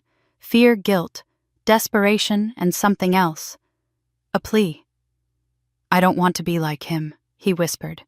"Help me do the right thing." My throat tightened. "Then you need to help us get inside that room." Gavin flinched. "Inside, Amelia, it's locked. Controlled. My father keeps the only access card on him. And even if we get inside, the wrong move could set off alarms." Olivia stepped silently out of the shadows, then calm composed her presence, slicing through the tension like a surgeon's blade. Gavin jumped, startled. "It's okay," I said quickly. "She's with me." Olivia extended a hand. "Olivia Reyes." "Gavin." He shook her hand nervously. You're a private investigator, a professional problem solver," she replied. "One who specializes in the kind of problems your family creates." He paled. Olivia turned to me. "We can breach the room, but not recklessly. We need to map the interior first. See the alarm system, understand the lock." Gavin nodded slowly. "I can get you close. I know when my father leaves, and when the staff rotates. But we'd only have a small window, minutes maybe." Dad stepped out from behind Olivia's car suddenly. He'd followed us in secret after all, unable to let me walk into danger alone. His face was tight with worry. "I'm not putting my daughter into that house again," he said, voice shaking with emotion. I placed a gentle hand on his arm. "Dad, I'll be careful." "No." He shook his head, his voice cracking. "They hurt your mother. They humiliated me. They threatened us. I'm not losing you too." Gavin's expression softened. "Mr. Ford, I swear I won't let anything happen to her." Dad glared. "You said the same thing about the wedding." That hit Gavin like a punch. He lowered his gaze, shame flooding his features. "I was blind then," he whispered. "I'm not blind anymore." Silence fell over the group, thick, heavy, fragile. Finally, Olivia broke it. "We don't need Amelia in the house for the first phase. Gavin can begin by mapping the hallway, taking quiet notes, gathering codes. Amelia will stay out of sight." Dad exhaled shakily. Good. Yes." But Olivia wasn't finished. "However, she continued for the second phase when we actually access the room. Amelia is the only one Marcus won't immediately suspect." Dad stiffened. "Absolutely not. But I already knew. It has to be me," I said softly. "I'm the only one who can get close without raising alarms." Dad turned to me, anguish in his eyes. "Sweetheart." I squeezed his hand. "Mom didn't get the chance to finish this." "I do." He closed his eyes, breathing through the pain. Then he nodded.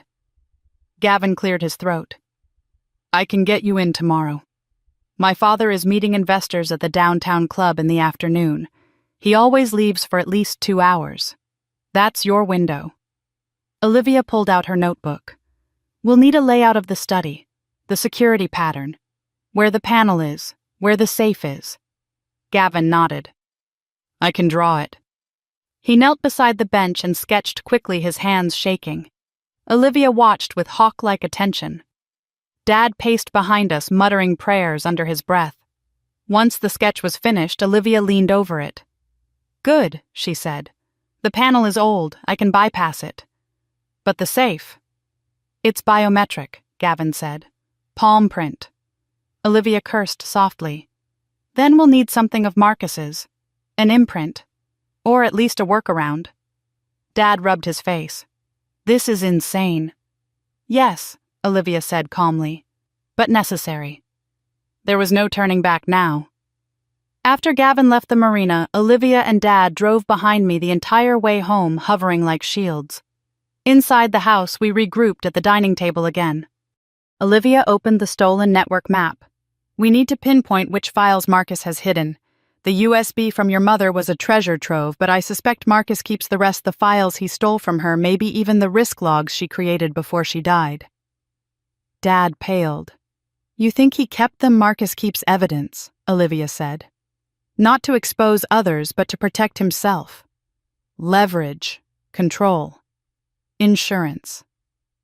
That word again. Dad's voice dropped. And you think he kept something of Catherine's? Yes, she said. Sometimes guilt makes people sloppy. Sometimes they keep trophies. Strings to pull if ever questioned. A chill ran the length of my spine. I whispered, he kept her files to protect himself. Olivia nodded, and to bury them if needed. Dad looked sick. The rest of the night was strategy mapping entries, exits, timing, camera blind spots, contingency plans. Olivia coached me on every detail, every angle, every possible failure point. If Marcus comes back early, run, she said. If Vanessa sees you, deflect. If Elaine questions you, cry, Dad muttered bitterly. If Gavin gets scared, calm him, Olivia added. When the clock hit midnight, she closed her notebook. Tomorrow, she said quietly, you will walk into that mansion as someone they still underestimate. Do not forget that is your greatest advantage. I nodded slowly. Once she and Dad returned to the living room, I slipped outside onto the porch, needing air. The lake shimmered under the moonlight, still and silver. I held the locket in my hand. Mom, I whispered, I'm going in tomorrow. Into the place that took you away from me. The breeze brushed against my cheek, gentle as a hand. I'm scared, I admitted. But I'm ready. Behind me, the porch boards creaked softly. Dad stepped beside me. We stood in silence for a long moment, the weight of the mission pressing down like a second sky. Finally, he spoke. Your mother used to come out here at night too, he murmured. She'd stand right where you're standing now. She'd stare at the water and whisper her plans into the wind. She said the lake listened, that it held everything she was afraid to say out loud. I closed my eyes, imagining her. Dad continued, voice thickening. I couldn't protect her. But I will protect you. I turned to him, tears rising. Dad, you already have. My whole life. He wrapped his arms around me, holding me as though the world might collapse if he let go. Whatever happens tomorrow, he said softly into my hair. We face it together. You hear me. Together. I nodded against his chest, breathing in the comfort and fear and fierce, unbreakable love that had shaped my entire life. Tomorrow I would walk back into the Blackwell mansion. Tomorrow I would come face to face with the men who destroyed my mother. Tomorrow I would step into the hidden room where the truth lived in the dark. And tomorrow I would not break. I would expose them. I would honor my mother. And I would finish what she started. The Blackwell mansion looked different in daylight, colder, sharper, as if the sun only highlighted the parts of it that were rotting underneath the surface. I waited in my car across the street, hands gripping the steering wheel so tightly my knuckles ached. My heart thudded in a slow, heavy rhythm that made the air feel thick. At exactly 2:15, Marcus's black sedan pulled out of the driveway. He didn't drive himself. His driver opened the back door and Marcus climbed in, phone already pressed to his ear, barking orders before the door even shut. The car rolled away, disappearing around the corner toward the private downtown club Gavin had mentioned. The moment the taillights vanished, Olivia's voice crackled through the earpiece she had discreetly given me. "He's gone. Window starts now." I exhaled slowly. "Copy." Dad's voice followed, tremulous but steady. "Be careful, sweetheart. Please." "I will," I said. "I promise." I stepped out of the car wearing a neutral outfit, cream sweater, dark jeans, flat shoes. Nothing that stood out, nothing memorable. Just a daughter dropping by her ex-fiancé's house to pick up her things. The story Gavin had fed the staff. My palms were sweating. When I reached the front door, it opened before I could knock. Gavin. His face was pale, eyes red and unfocused. He wasn't sleeping. He wasn't eating. His hands shook when he motioned for me to enter. "Come in," he whispered. "They're all out except Mrs. Davenport and one of the maids. I told them you'd be coming." The entryway felt cavernous, its marble floors echoing every step I took. I remembered walking through this same hall months ago, dreaming of a wedding here, imagining warm welcomes and future family dinners. Now it felt like entering a predator's mouth. Gavin closed the door behind us, leaning against it. "You're sure you want to do this?" he asked. "Yes," I said without hesitation. He studied me for a moment, then nodded shakily. "Follow me." He led me through the familiar hallways, past the grand staircase, past Marcus's office, past the room where Vanessa used to play piano. Everything felt haunted now. Memories pressed against my ribcage as we walked deeper into the house. When we reached the west corridor, Gavin hesitated. "It's down here," he whispered. "My dad's study." He glanced around, checking for cameras. Olivia had already mapped out the blind spots. I walked exactly where she instructed, beneath the chandelier's shadow beside the console table, staying out of range. Gavin opened the study door. The room was large but suffocating thick with the smell of cigar smoke and expensive leather. The desk was polished to a mirror shine, papers neatly stacked, the window shades half drawn. But my eyes went straight to the wall behind the old portrait of Elias Blackwell. The hidden room. Gavin closed the door softly. "The panel is behind the portrait. It's pressure sensitive. You push here." He pressed a certain spot at the bottom of the frame and then slid the entire painting to the left. The portrait moved with a faint mechanical click, revealing a metal wall panel with a card reader and biometric scanner. My throat tightened. "Olivia," I whispered into the mic, "panel is visible." Her calm voice came through. "Good. Patch me in with Gavin. I need him to describe the reader." Gavin leaned closer to my collar discreetly. "Hello, Gavin," Olivia said. "What model is the scanner?" He described the device, the wiring, the manufacturer.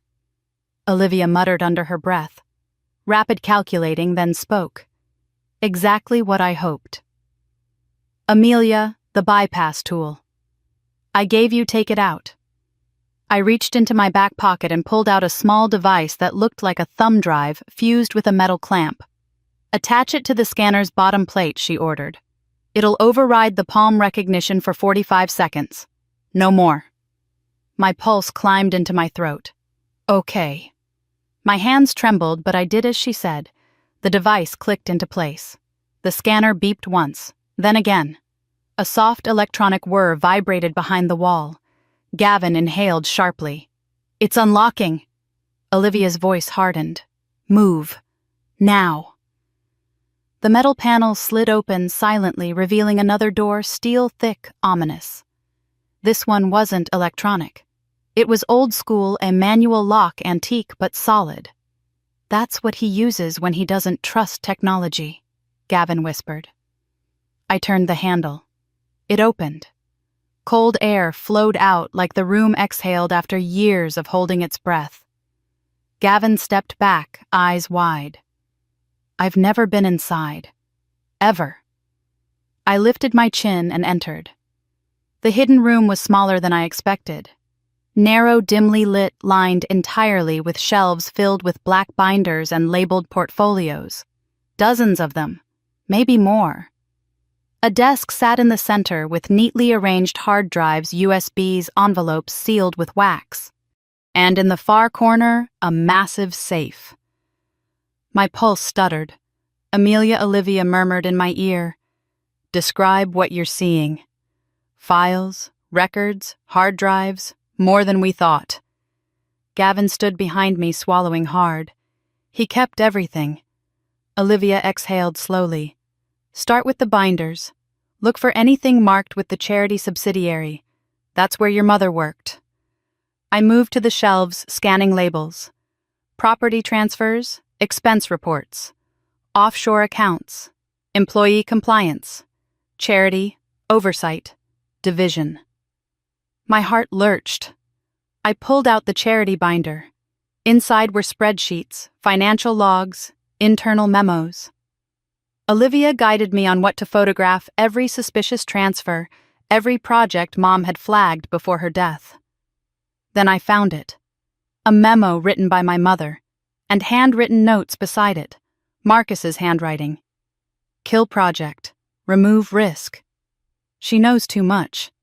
My breath left my body. I choked on air, grabbing the shelf to steady myself. Gavin stepped closer. "What is it? What did you find?" I couldn't speak. I could barely think. Olivia's voice sharpened. "Amelia, talk to me. I found my mother's memo, and notes about shutting her down. Notes from Marcus." Dad whispered through the mic, voice breaking. Oh God. I fought tears. This wasn't the moment to fall apart. I photographed everything mechanically, hands trembling. Then Olivia said, "Amelia, the safe. We need to try the safe." Gavin moved beside it, inspecting the keypad. It's a 6-digit code. He changes it every few months, but always keeps it personal. "Try birthdays," Olivia urged. He tried his father's, invalid, his mother's, invalid, Vanessa's, invalid.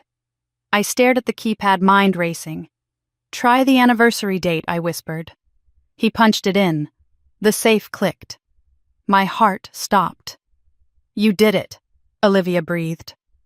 Gavin opened the heavy door. Inside were stacks of cash passports, more drives, and an envelope labeled in bold marker C. Ford. Incident report. Private. Do not file, destroy after reading. My knees weakened. "Amelia." Olivia said urgently, "Take it. Everything inside that envelope, take photos and take the physical copy." I did. Inside were documents describing the night my mother died. She had left the office late after fighting with Marcus over the charity audit. She got into her car. She drove off. A Blackwell security vehicle followed her. The report suggested a traffic distraction tactic was used, a staged near collision, enough to force her to swerve. The car rolled. It was labeled an accident, but the report said otherwise. Vehicle impact intended to intimidate. Unintended fatal result. I covered my mouth to keep from screaming. Gavin staggered back, horrified. "Oh my God! Oh my God!" Dad's voice cracked in my ear. "They killed her. They killed my Catherine." Footsteps echoed outside the hall. Gavin's head shot up. "Oh no." "Who is it?" I whispered. But I already knew. "Elaine." Her voice drifted through the hall. "Amelia Gavin. Why is the study door open?" Panic surged through my veins. Olivia's voice was sharp razor steel. "Close the safe. Hide the envelope. Get out. Now!" Gavin scrambled, shutting the safe just as the doorknob rattled. Gavin Elaine called again, suspicious now. "What are you doing in there?" he whispered frantically. "The back door. The service hallway connects to the conservatory." I stuffed the envelope inside my sweater, zipped it up, and ran. We slipped out through the secondary door at the back of the study just as Elaine swung the main door open. Gavin pulled me into the narrow service corridor, our breaths ragged.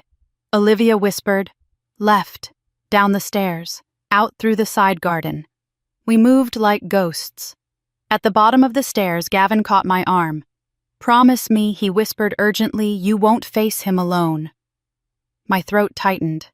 "I won't." He let go. I disappeared out the side entrance, down the path, and out the gate into the street.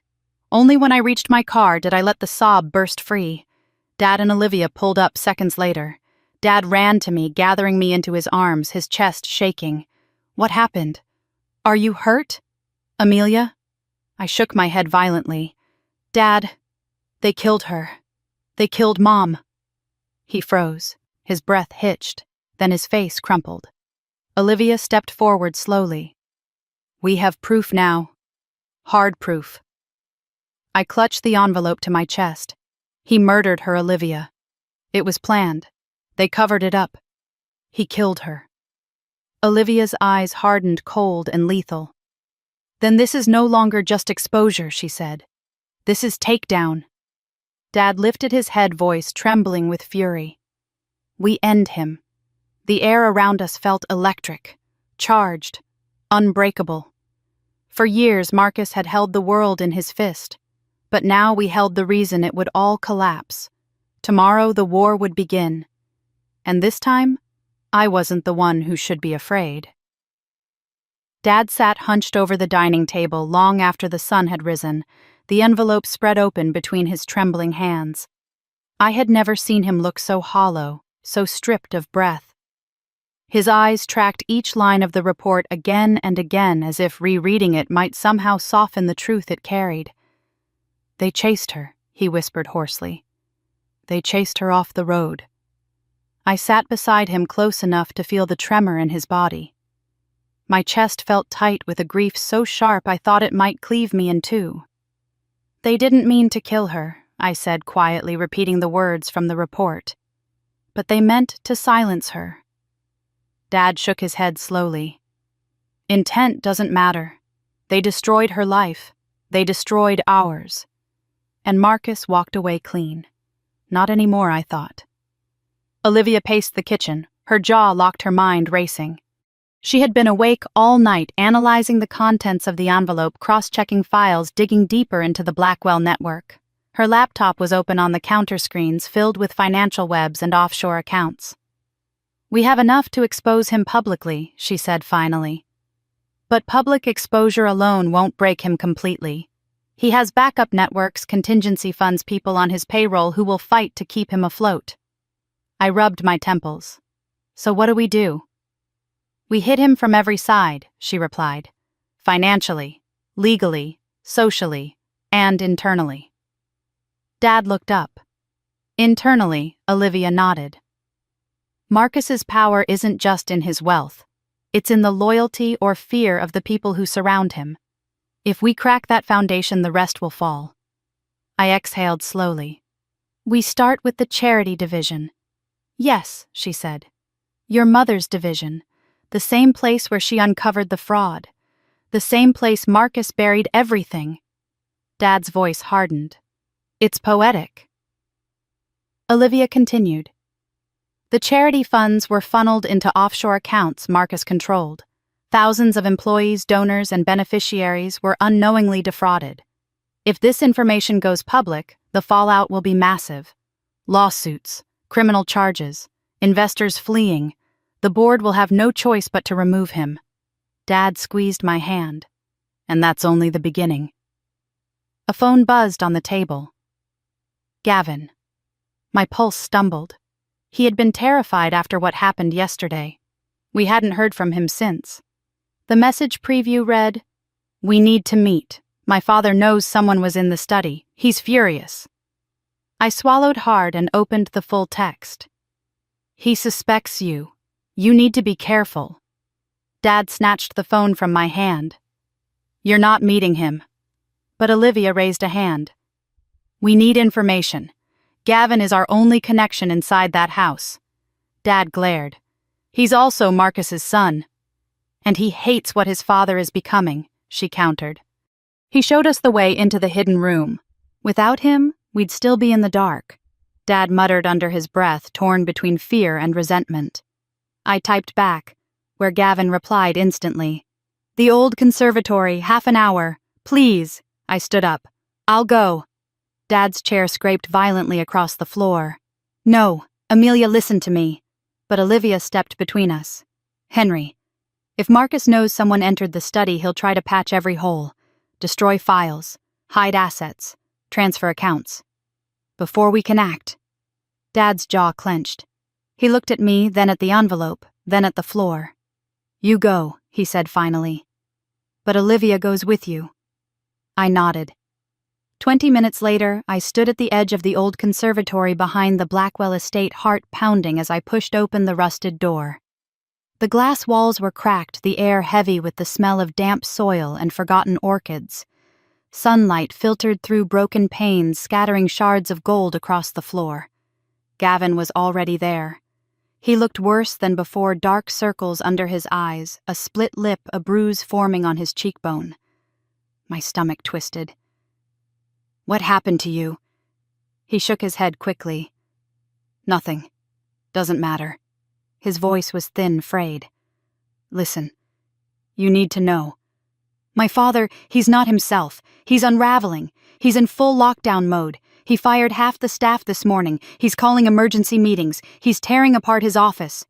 I stepped closer. Does he know it was us? Gavin looked away, jaw tightening. He doesn't know for sure, but he knows someone accessed the study. And because his world is small, because he can only imagine betrayal from those closest, he's starting with me.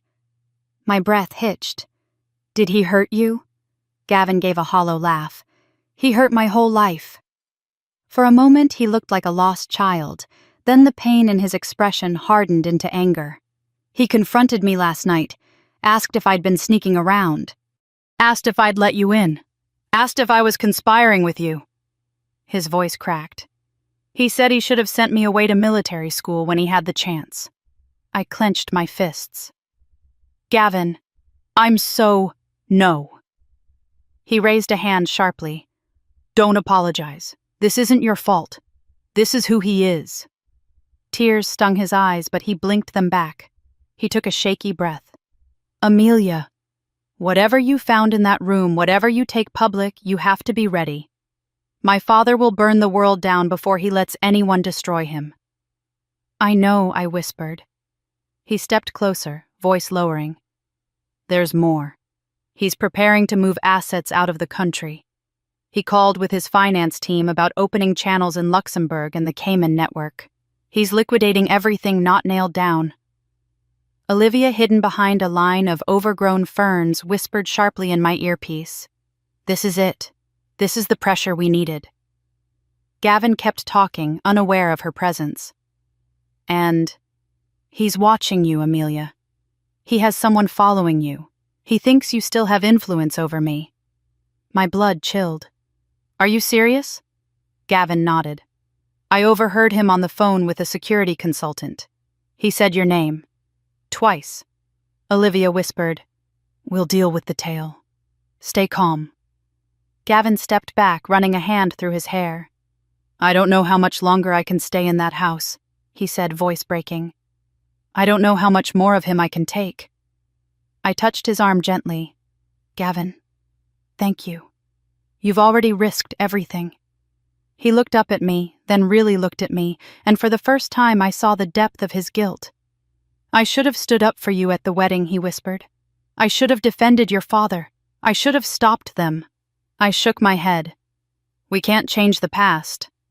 No, he said. But we can destroy the people who tried to control our futures. Before I could answer, Olivia stepped from the shadows. Gavin startled, stumbling back. You were here?" "Yes." Olivia's voice was calm, precise. "I needed to ensure the meeting wasn't compromised." Gavin swallowed. "So, what now?" Olivia folded her arms. "Now we bring your father down." She reached into her coat and pulled out 2 flash drives, one red, one black. She placed the red one in Gavin's hand. "This contains evidence from the charity division. Not everything, but enough to cause an internal firestorm. You'll send it anonymously to the board. They'll panic. They'll freeze his accounts. They'll demand an independent investigation." Gavin stared at the drive like it was radioactive. "And the black one?" he asked. Olivia slipped it into her own pocket. "That one destroys him publicly." Gavin let out a breath that trembled. "I'll do it," he said. "Tonight." After he left, Olivia and I walked back toward the parking lot. Dad waited near the car, hands stuffed in his jacket pockets, worry etched in deep lines across his face. "Well?" Dad asked. I nodded. "He's helping, more than ever." Dad exhaled shakily. Olivia's voice was colder. "Marcus is mobilizing, trying to hide everything. But now that we know his moves, we can counter them." She looked at me. "Tomorrow morning, when the board receives the red drive, chaos will erupt. And chaos is exactly what we need." Dad placed a hand on my shoulder. "And what about us? What do we do right now?" Olivia's gaze hardened. "We prepare for the public strike. The moment Marcus is destabilized internally, Amelia will step forward with the full evidence. Her mother's files, the hidden report, the audit logs, everything." Dad swallowed. "Are you ready for that, sweetheart?" Was I ready? I looked at the mountains beyond the Blackwell estate, the sky shifting from gold to dusk. "I've waited my whole life for this," I said softly. "I'm ready." Dad's eyes shone with pride and heartbreak. Olivia stepped closer. "Tomorrow, Amelia Ford becomes the name that destroys Marcus Blackwell." The weight of it settled over me like a mantle. But beneath it was something else. Strength. The next morning would ignite the storm. The evidence would go to the board. The board would turn. The legal teams would panic. The press would swarm. Marcus Blackwell's empire would begin to crack. And I, Amelia Ford, would be holding the hammer. The boardroom of Blackwell Holdings was a glass cage suspended above the city, sharp-edged and merciless, the perfect nest for the powerful to tear each other apart. By the time I arrived with Olivia and Dad, the storm had already begun. Men in tailored suits shouted across the long mahogany table. Women in crisp blazers scrolled frantically through tablets filled with damning documents. Phones buzzed like angry insects. The tension in the room was thick enough to choke on. The red flash drive had done its job. Gavin sat alone near the back of the room, eyes hollow, hands clasped together as if he were holding himself upright by sheer force of will. He lifted his gaze when he saw me enter, relief, fear, and something like hope flickering all at once. I walked past him and took my place near the front, directly across from the empty chairman's seat. Marcus had not yet arrived. A board member slammed a stack of papers onto the table. "These financial discrepancies date back over 5 years, millions unaccounted for." Another thrust her tablet toward the group. He funneled charity funds into offshore accounts. "If this gets out, we all go down with him. We need immediate action. Freeze his assets. This is criminal." The room spiraled into chaos until the doors burst open. Marcus Blackwell strode in. Everything froze. His face was thunderous, carved with rage he could barely contain. Behind him came Elaine, pale and frantic, and Vanessa, trembling eyes red from crying. Vanessa's gaze flitted to Gavin, but she didn't move toward him. She couldn't. She looked too afraid. Marcus stopped at the head of the table and spoke through clenched teeth. "Who in this room wants to explain why I woke up to 23 calls from law enforcement agencies?" Silence. His eyes swept across the group, sharp, cold, hunting. "Who accessed my files?" No one answered. Cowards, he spat. Then his gaze landed on me. Of course. A smile that wasn't a smile twisted his mouth. Amelia, you just couldn't leave well enough alone, could you? I kept my voice calm. Funny. That's exactly what my mother must have thought. A ripple of gasps swept the room. Marcus's nostrils flared. You don't know anything about your mother. I know enough, I said. I know she found the fraud. I know she confronted you. And I know she died the same night she threatened to report it. Elaine made a choking sound. Vanessa covered her mouth. Gavin lowered his head, shame pouring from him like rain. Marcus slammed his fist against the table so hard the glasses rattled. You watch your mouth. Dad stepped forward, then his voice breaking but strong. No, you watch your hands. You used them to destroy my wife. You used your power to take her away from me. Marcus scoffed. Your wife wasn't careful.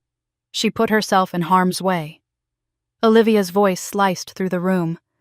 A staged traffic distraction isn't harm's way. It's attempted murder. The board exploded. Murder. Is this true? Marcus, answer her. Marcus paced like a caged animal. All of you need to calm down. These accusations are baseless. This entire fiasco has been orchestrated by a bitter ex who wants revenge. Then explain this. I stepped forward and placed the envelope. His envelope on the table. Gasps erupted the moment the board members recognized the label. C. Ford. Incident report. Private. Do not file destroy after reading. Marcus's face drained of all color. Where did you get that? He snarled. From your safe, I said simply. From your hidden room. Behind the portrait of your father. You really should invest in better locks. His jaw clenched, fury igniting in his eyes. I opened the envelope and spread the documents across the table. Impact analysis, internal memos, risk evaluations. The admission that the intimidation tactic resulted in the unintended fatal crash. These are your words, I said. Your notes. Your signature. Board members surged forward, crowding around the evidence.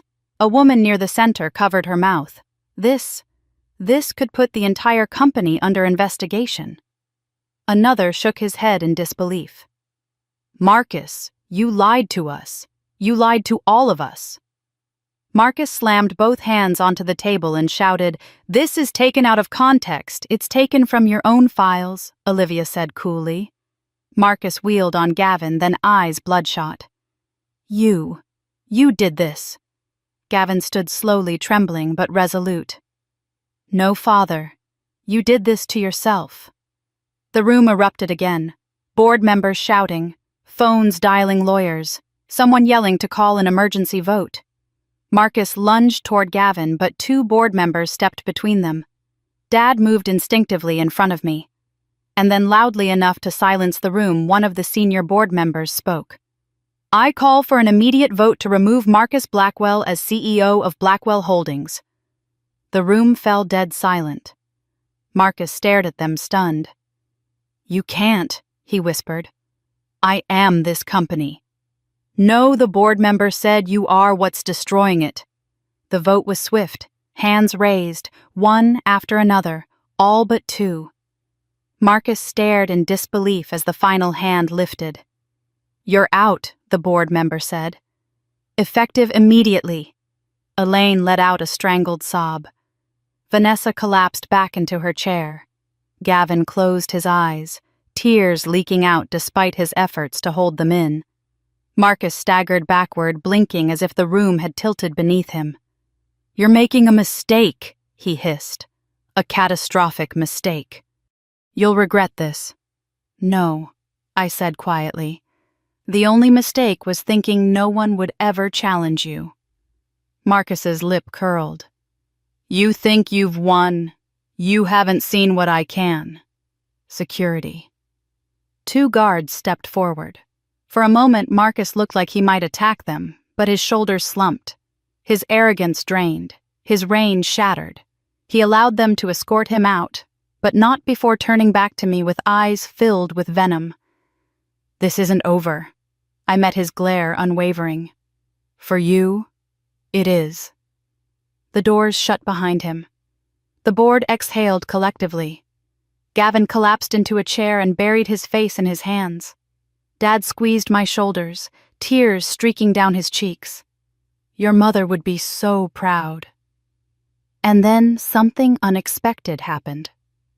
A board member stood and said, Ms. Ford, we owe you more than an apology. You exposed something we were blind to. You saved this company from a monster. Another added, we need new leadership, someone with ethics, someone with a stake in repairing the damage. I blinked. What are you saying? The senior member stepped forward. We want you to take a seat on the interim leadership committee. I froze. Me. Dad laughed softly through his tears. She's more capable than anyone here. Olivia squeezed my arm. Say yes. Your mother earned this moment. I swallowed hard, feeling the weight of the past pressing on my shoulders, but also the light of dawn breaking through. I accept, I said. Applause echoed around the room. Applause in the place where they once mocked my father. Applause in the place where my mother's truth had been buried. Applause in the place where justice had finally come home. Hours later, standing outside the building with Dad and Olivia, the wind cold but clean, I felt a quiet peace settle in my chest. I could almost hear my mother's voice in the breeze. You finished it, Amelia. You finished what I started. Dad wrapped his arm around me as the sun dipped behind the city skyline. What now? He asked. I smiled softly. Now, I said, we rebuild everything we lost. He nodded, tears in his eyes. Together. And for the first time in years, I felt whole. If you've stayed with me until this moment, thank you for listening to my story. Tell me in the comments what would you have done in my place. And if you want more stories like this, don't forget to like, subscribe, and stay with me for the next journey.